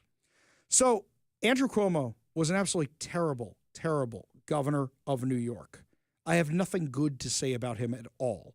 If I was in New York, I don't know who the hell I would vote for. But you've got Cuomo has the best chance of beating Mamdani. I can't believe I'm saying this. I can't. This is how bad the choices are in New York. Because what's happening? Nobody likes Eric Adams. Everybody hates him. Democrats think he's too pro-Trump. Republicans go, you were a Democrat until you got into trouble and then you started kissing up to Trump, so we don't like you either. Nobody likes Eric Adams. And then you've got Curtis Sliwa, the guy from the Guardian Angels who you see in the red beret all the time. He's not going to be the next governor of New York. The next mayor of New York City. He's not. This is what, his second, third time running? He's not going to be. So if they consolidate behind Cuomo, then they have a chance. I can't believe I'm saying this. This is hurting my soul. This is hurting my very being, given how much we bashed Cuomo on this show. Yeah, no. I mean, we had Janice Dean on the show. Talk about how Cuomo's actions killed her in-laws. I can't believe I'm saying Cuomo's the best hope for New York not to go down the socialist cesspool. But as I said also, if this guy Mamdani is successful in New York, they are going to copy that model everywhere. How well do we know this here in Washington, guys? How does somebody like Kshama Sawant get elected? How does somebody like Pramila Jayapal get elected? And look at the Washington State Legislature. They're all mini versions of these guys. Every single one of them. They are all further and further and further to the left every single time. And it's getting infinitely worse. Oh, Pramila Jayapal wasn't out of pearls of wisdom. Listen to what she was asked when she was on CNN earlier today. If you see such a need to investigate this, why didn't you raise it during the Biden administration? I mean, we couldn't find that you made any public comments about Epstein in previous administrations. Well, I would have been happy to raise it then as well. Frankly, we were focused on so many different pieces, but I have been one of the Democrats that has been consistent on what I call out Republican presidents for and Democratic presidents for, whether it is FISA, reforms that we need, whatever it has been. I've been pretty consistent. War powers. I've criticized Joe Biden just as I'm criticizing Donald Trump. I think transparency is not something that should happen only when you have a Republican president. It is something that we need for both Democratic and Republican presidents. So then why didn't you call for more transparency earlier during the Biden administration? I'm just trying to better understand why you are so intent now on calling for this. Well, I think I gave it the same focus that I'm giving it now. We haven't, I think I've released one tweet on this, and you wanted to talk about it, so I'm happy to talk about it here, but it certainly hasn't been the focus. I'm just responding to what I think is a massive switch from the Trump administration around this issue. My focus has been on the big bad betrayal bill, and I will continue to focus on that. But yes, I think that this information should have been released under the Biden administration. It should be released under the Trump administration. It's funny, you know why? Because I just did a search of her social media profile. The only time she mentions Epstein in her social media profile, and she does mention him a lot, the only time she mentions Epstein is when Trump's in office. She never mentions him when Biden's in office. Every single one of her posts about him, hang on, how many are there? 1, 2, 3, 4, 5. Okay, she doesn't mention him that often. Are either from 2019 trying to blame Donald Trump or from 2025 trying to blame Donald Trump. So she clearly didn't do this. What, now she's claiming she was busy the whole time? Oh, I'm just busy? By the way, Trump has completely botched this whole Epstein thing. Trump and Pam Bondi. Basically, release all the files, guys. Release the files. I understand there's certain things you can't release that need to be redacted to protect the victims. I get it. But guys, I know the narrative out there is people aren't talking about this, just people online are talking about this. It's starting to seep into the conversation. How do I know? My father-in-law, not an online guy, right? But he watches the nightly news stuff. And he says to me today, Ari, what's Trump doing with the Epstein files? And this is a guy who voted for Trump, who supports Trump. Why doesn't he just release all of them? Nobody's talking about Trump's amazing accomplishments because they're too busy talking about the Epstein nonsense. Just get this behind you. Release the files and be done with it. Shut everybody up. Otherwise, it's just going to keep going and going and going and going. We go to the Warrior Injury Law studio line, take a call from our friend Transit Joe. Transit Joe, what's up, man? What's up is, I've been working on a PDC complaint, Public Disclosure Commission complaint against Governor Bobby Ferguson about his abuse of government Twitter. And his attorney got back to the PDC and they said, oh, tweeting is de minimis. It's just a small thing for the governor's comm staff to do. But have you seen Governor Ferguson say anything about the anti-Semitism that's going on? Well, here's a better thing. Wait a second. What they're saying is that what he says online doesn't count towards anything? That it doesn't cost the taxpayers money. What do you mean it doesn't cost the taxpayers money? He's got comms directors who are spending time making those tweets, writing those tweets. That's not true at all. Yes, I agree. And that's what I told the PDC. But I just think it's deplorable that and I'm just going through his official feed, the governor can take victory laps and have photos of him hugging people, but he cannot issue a simple statement saying, I condemn anti-Semitism, like Governor Kathy Hochul has done multiple times. Well, here's the thing. For me, with Bob Ferguson, everything he writes on there is part of his comms team's plan to push his agenda. Anti-Semitism isn't on his agenda, but let's leave that aside for a second. Regarding anything he puts out there, it's about Trump bad, Trump bad, Trump bad, Trump bad, and here's why Republicans are bad, and here's why we need to spend more money. That's all he tweets about, but that's his comm director. Anybody think he's the one actually doing those tweets? Of course he isn't. He's paying somebody to do them. In fact, you know what, Joe? Here's what I recommend you do. File a public disclosure request for the job description of his comms people, all of them, and how much they're getting paid to prove your point. I just might do that. And I want to add that this complaint started when Fergie or his comms lackey decided to tweet about, ending vote by mail when he was trying to smear, an initiative just to have proof of citizenship. Yeah, exactly. I remember all this. Yeah, Joe, file those public disclosure requests. I'll be very interested in what you find. Appreciate the call. Appreciate you being part of the show. You want to be part of the show, give us a call or a text at 206-421-5757. That's 206-421-5757. John in Auburn says, Ari, the problem is in Jayapal is the people who keep voting her into office. Yeah, exactly right. Robin Lakewood says, Mamdani, well, AOC really likes her too. Jay says, what's wrong with Moran Zamdani? That's not bad. Moran Zamdani. That's not bad at all. Because unfortunately, yep, that's right. Mike's giving you 5 comedy points or coins. Yeah. Well, if you guys want to weigh in on this, you give us a call or a text at 206-421-5757. That's 206-421-5757. When we come back, my friends, is school choice actually going to be proposed here in Washington? Looks like it might actually be on the horizon. We'll have those details for you when we come back. But first, Todd Herman's Daily Thoughtcast, right now on The Ari Hoffman Show.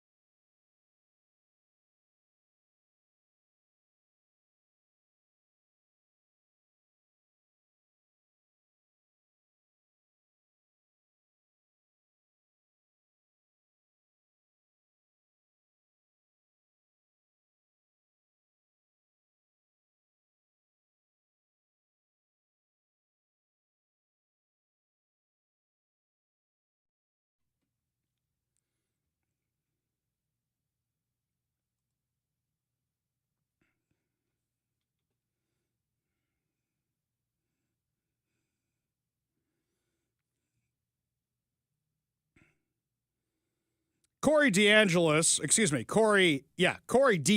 his middle initials A, threw me off for a second there. Corey DeAngelis, who is one of the biggest proponents in the country for school choice, put up this post yesterday. Washington State House Republicans call to fund students, not systems. It's House Bill 1140. Now, House Bill 1140 was introduced this session, but Travis Couture reshared it and said House Bill 1140 will be reintroduced next session. School choice is popular. House Bill 1140 has House Republicans would improve public schools by empowering parents to choose the education best suited for children. By allocating financial resources to students whose needs are unmet by the public school system, we can introduce competitive and improve outcomes for all students in Washington. Because we believe the state should fund students, not systems, and we recognize our paramount duty is to educate all children, regardless of race, color, caste, or sex. You know what I think would be fun? And I say this as the guy who doesn't pay for it, and I'm not going to tell Brian Haywood or anybody else how to run their money. School choice. We've won every time it's been out there. We won for charter schools. If we do a real school choice initiative, especially after the left did all this insanity to deny you your vote on parental rights, I think the only thing is we may have waited too long. I think we should have struck while the iron was hot. But yeah, my friends, school choice could become a reality in Washington because this is something that even the left appreciates. Even people who send their kids to public schools would say, of course, I would send my kid to another school if I had the choice, if I had the money, if I had another option. I don't know how many times we have to say it on the show, that the public schools are not the same public schools you have fond memories of when you were a kid. They have been taken over by far left radicals who just want to brainwash your kids. And by the way, there's this new graph online, which came from the U.S. Department of Education from the College Board. It's showing graduation inflation. Do you know what graduation inflation is? They don't want the kids not to graduate. So they do whatever they can to make the kid graduate. That doesn't mean getting them tutoring. That doesn't mean getting them help. It means giving them grades they don't deserve. It means giving them pass-fail. It means doing whatever they can do to make sure these kids graduate. But what you're doing is, and I quote Denzel Washington in Remember the Titans, you're crippling them. You're crippling them for life. Because that's not how life works. If you don't finish an assignment, your boss doesn't give you a promotion. If you don't finish an assignment, your boss goes, do I need to get somebody else to do this? And if you don't finish enough assignments, the boss says, you're fired. There's no work inflation. That's not how things work. But they do have a thing called graduation inflation. And by the way, it's gotten infinitely worse. The high school graduation rate is going up even as all the average grades are going down. You want to explain that one to me? So even as 2/3 of the kids in Washington can't read or write at grade level, can't do math at grade level, the graduation rates are going up, which means somebody is messing with the numbers. That doesn't make sense at all.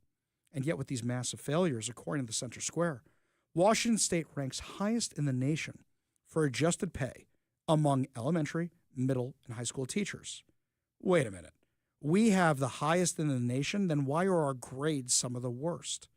According to the data, kindergarten teachers in Washington earn the highest median salary in 2024 at over $87,000 a year. In the Evergreen State, elementary school teachers earned a median salary of $99,000 a year. Middle school teachers around the same, and high school teachers even higher than that. The median represents the middle point of salary distribution. Now, some of you are going to say, Ari, I heard that segment you did in the open, an hour ago or something, where you're talking about how expensive it is to live here in Washington. You're 100% right. You are 100% right. But I got a question for you. Do you know any job where you don't give results and you still get paid that amount of money? Or here's another one. You know any job which is close to 6 figures a year where you get 3 months of the year off? Let's do this math for a second. 2 months out of the summer, right? And then let's see. A week for winter break, a week for spring break, and all the miscellaneous holidays is about another 3 weeks, so that's 3 months of vacation. And don't give me this nonsense of, Ari, you have any idea how long it takes me to prep during the summer? I'm not saying there's not prep time, but you have in-service days. And those of you who have been teaching for a while, you know you're just recycling that stuff year after year after year after year. The median represents the middle point of salary distribution, because I have seen what those teachers make in Seattle, and it's obscene. Here's something else, by the way. The administrators, $300,000 a year, $400,000 a year, $500,000 a year. For what? All the money's going to these top-heavy costs, and it's not actually being spent in the classroom. By comparison, in the rest of the country, the median is $63,000. So you're talking over $30,000 more per year for teachers here. Is it more expensive to live here? Absolutely. But one of those reasons is the amount of money they are charging us in property taxes, which they are using to fund, wait for it, oh, right, the failing public schools. Vicki Murray, director of the Center for Education at the Washington Policy Center, told the Center Square she has no problem with paying teachers a decent salary for the important work they do. However, she said student outcomes in Washington have been declining, even as teacher pay keeps climbing. Another report from June 2023 assessed the performance of state-level programs training instructions on how to teach children to read. Washington State programs did not fare well, ranking among the worst in the nation in providing qualified teachers for public schools. So now you've got a problem where you are hiring unqualified teachers. You mean like radical activists?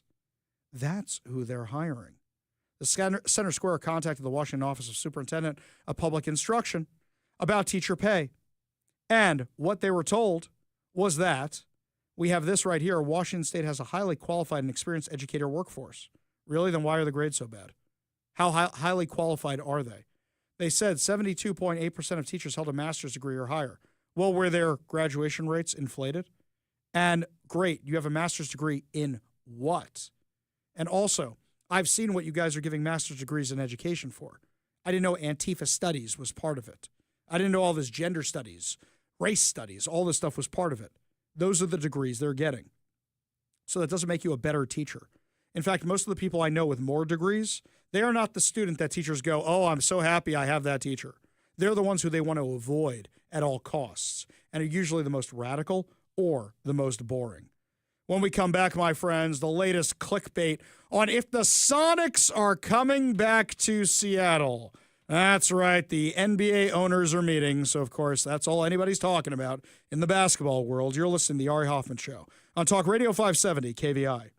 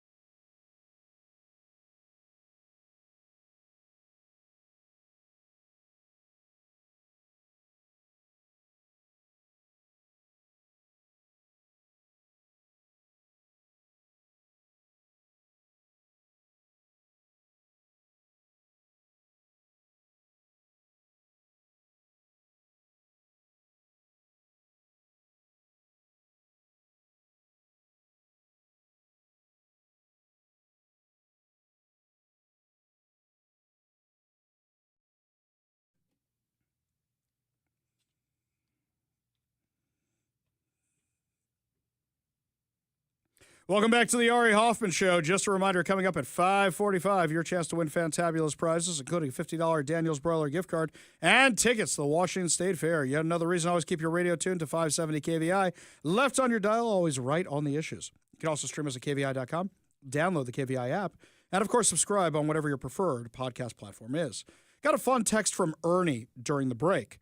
He said, how do you start out to run for office? I've never run before, but I'm thinking about it and not sure how to get started. That's a great question, by the way, Ernie. So the first thing, as somebody who ran for office, the first thing you need to do is have an issue. What is your issue, and does your issue matter to anybody else? Now, if it does matter to other people, even if it doesn't matter to other people, you can always run for office, but you want to have some viability. If it's something that other people care about, then you start talking to them, and you start becoming the cheerleader for that issue. So much so that they think, well, of course we want this guy to fix this issue, or this gal, for that matter. And then what you do is you fill out the paperwork. Paperwork's very easy to find online. You just say, how do I register to run for office in Washington, in Seattle, in whatever county you're in. Very easy to fill it out, and you need to pay a little bit of money. Yes, there's always a fee involved in filing. You're also going to have to give them complete financial disclosures, which means if you have things you don't want getting public in your finances, you don't want to run for office. But once you do all that, then your goal is fundraising. And I know it sucks, but money equals viability. You have to be able to raise money. If you can't raise money, you have no viability because you have no money for TV commercials.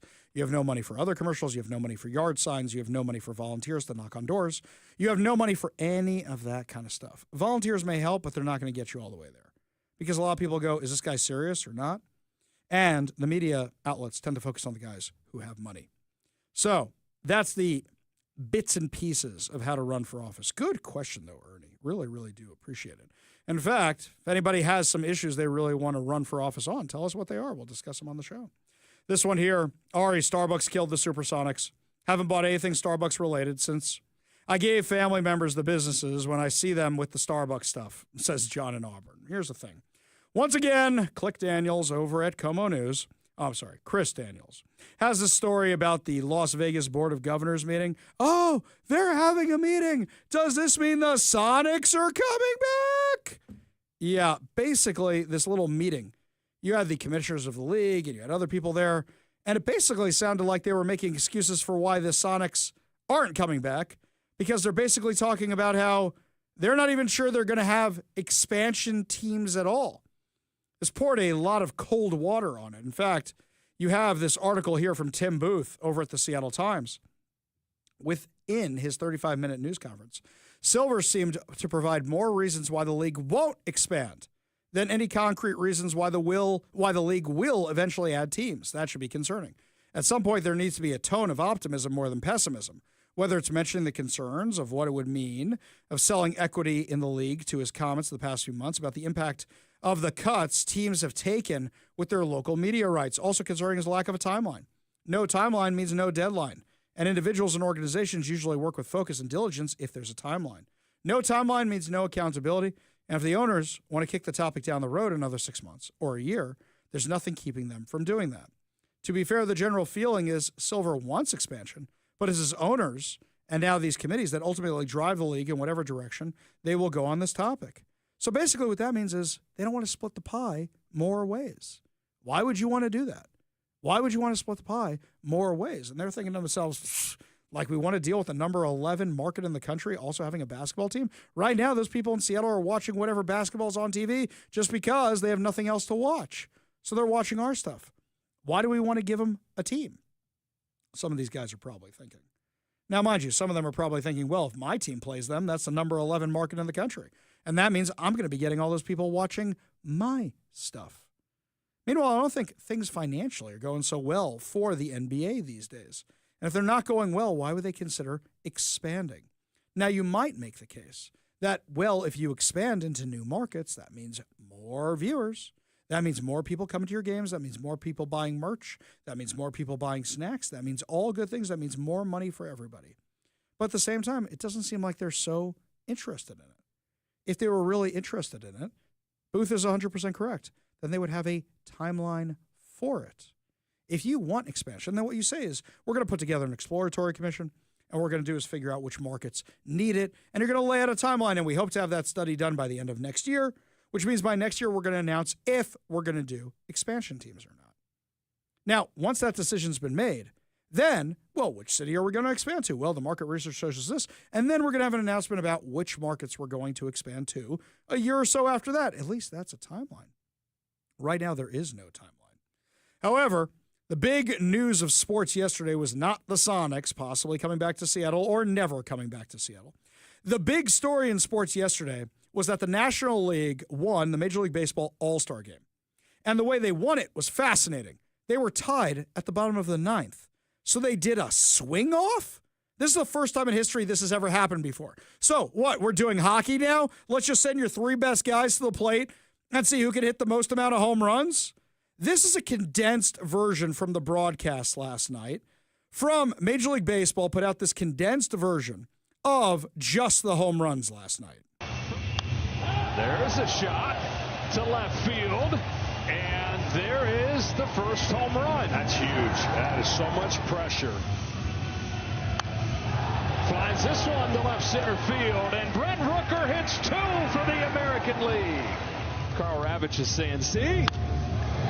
There's the line drive, right center field. That'll find the seats. Just got it out. That is so good right there.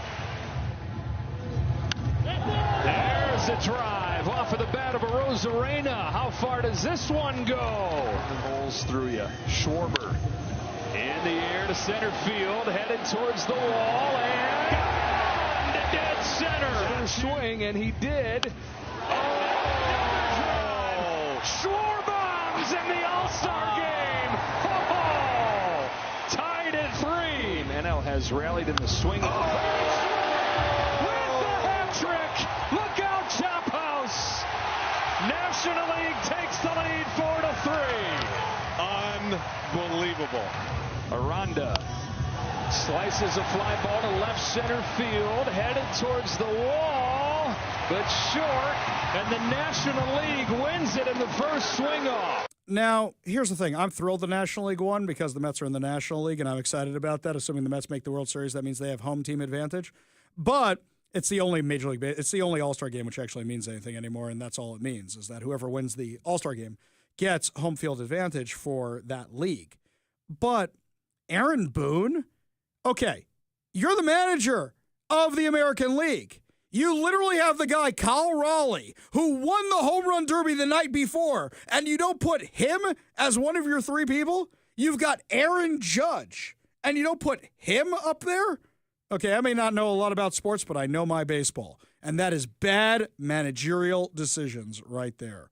Only good news to wrap up the show. Your good news giveaway, your good news headlines, your chance to win a $50 Daniels Broiler gift card, and tickets to the Washington State Fair. You're listening to the Ari Hoffman Show on Talk Radio 570 KVI.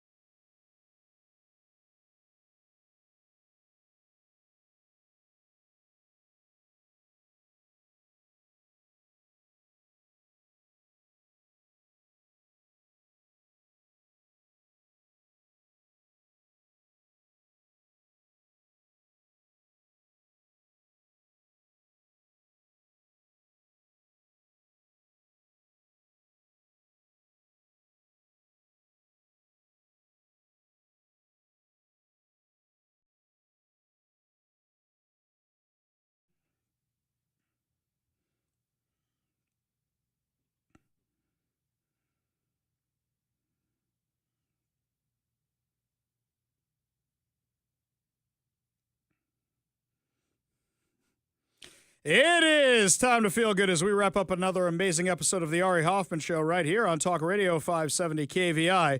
And this is good news for me. I don't know about you. I love Coca-Cola. I do. And President Trump announced today that Coca-Cola is going to be moving to cane sugar away from corn syrup. Now, for those of you who like the Coke in a bottle that comes from Mexico, tastes much better. The stuff they sell at Costco, infinitely better. So that's what it's going to taste like all the time. At least that's what we think. Now, what's funny is Lars Larson is kind of laughing because I guess somebody texted him or called him during his show today about the fact that this means it's kosher year-round. No, let me be specific about this, my friends. Coca-Cola is kosher. In fact, there's a whole funny story about how Coke won't give out the ingredients to anybody.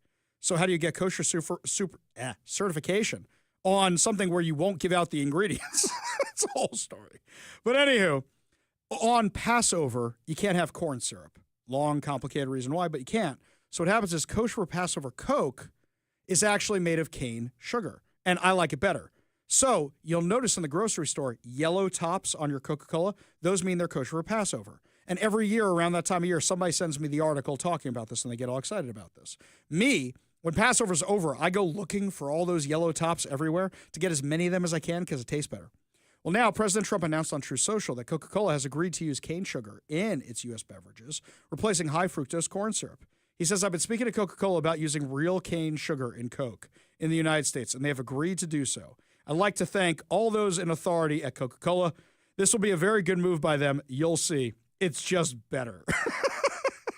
Coca-Cola has not publicly confirmed the change yet. According to Coca-Cola's official website, its classic Coke products sold in the U.S. currently contain high fructose corn syrup. The change will mark a significant change for the company's U.S. and Canada product formulation, probably the biggest change since they stopped using cocaine in their product, right? Yeah, something like that. Outside the U.S., Coca-Cola is often sweetened with cane sugar. Some consumers have long preferred the taste of Mexican Coke, which uses real cane sugar rather than corn syrup, according to the Post-Millennial. By the way, I went to the Coca-Cola factory store, as they call it, or whatever it is. I went to the one on City Walk and at Disney, downtown Disney. The weird flavors of Coke around the world where they like these things that taste like toothpaste or fruit punch or whatever, it's disgusting. It's reprehensible. I like my Coke, but then again, there's people from other countries who go, that's not Coke. This is the stuff that we drink that's Coke. Another fun Coke story. By that, I mean Coca-Cola, not cocaine. So another fun story was that they were trying to figure out how to get medicine to people in Africa. And they figured out people in Africa have Coke. How are you getting it delivered? Can we do it the same way? It turns out a lot of people were cycling in the Coca-Cola. So what they did was they figured out a deal where they could bring in the medicine too. Yes, that's right. If they have Coca-Cola, you can get them anything else, my friends. Before I forget, your chance to win fantabulous prizes today, we are giving away a $50 Daniel's Broiler gift card. Daniel's Broiler has been a Seattle favorite since 1980. Features USDA prime steak and other specialties, including chicken and fresh seafood, as well as a selection of high-end spirits, wine, and cocktails. Daniel's Broiler is open now in Bellevue, downtown Seattle, Leschi, and South Lake Union with dine-in, takeout, and delivery. Check out danielsbroiler.com to reserve a table, place your takeout delivery order, and more. We're also giving away a copy of 7 Steps to a Successful Retirement by Brian Evans of Madrona Financial and CPAs. Learn how to design your retirement to support your quality of life for 30-plus years from Brian Evans of Madrona Financial and CPAs, a local company working to help you grow deep financial roots so future financial storms don't blow your life savings away. Visit madronafinancial.com for more information and discover how you can create a rooted wealth plan today. Last but certainly not least, we're giving away 4 tickets to the Washington State Fair. It's time to do the Puyallup at the Washington State Fair is celebrating its 125th anniversary. With food, fun, and entertainment, the Washington State Fair has it all. Get your tickets today at thefair.com. That's thefair.com. All you have to do in order to win these fantabulous prizes is be caller number 10 at 206-421-5757. That's 206-421-5757. Caller number 10 will win a $50 Daniel's Broiler gift card, a copy of 7 Steps to a Successful Retirement by Brian Evans of Madrona Financial and CPAs, and 4 tickets to the Washington State Fair. Phone lines are open now. Give Mike a call for your chance to win at 206-421-5757. That's 206-421-5757. Am I the only one who feels like when Seafair's over and we start talking about the Washington State Fair, summer's almost over? It's only July, guys. Fear not, my friends. We'll be back tomorrow with more insane stories, more exciting guests, and, of course, more giveaways. You've been listening to The Ari Hoffman Show on Talk Radio 570 KVI.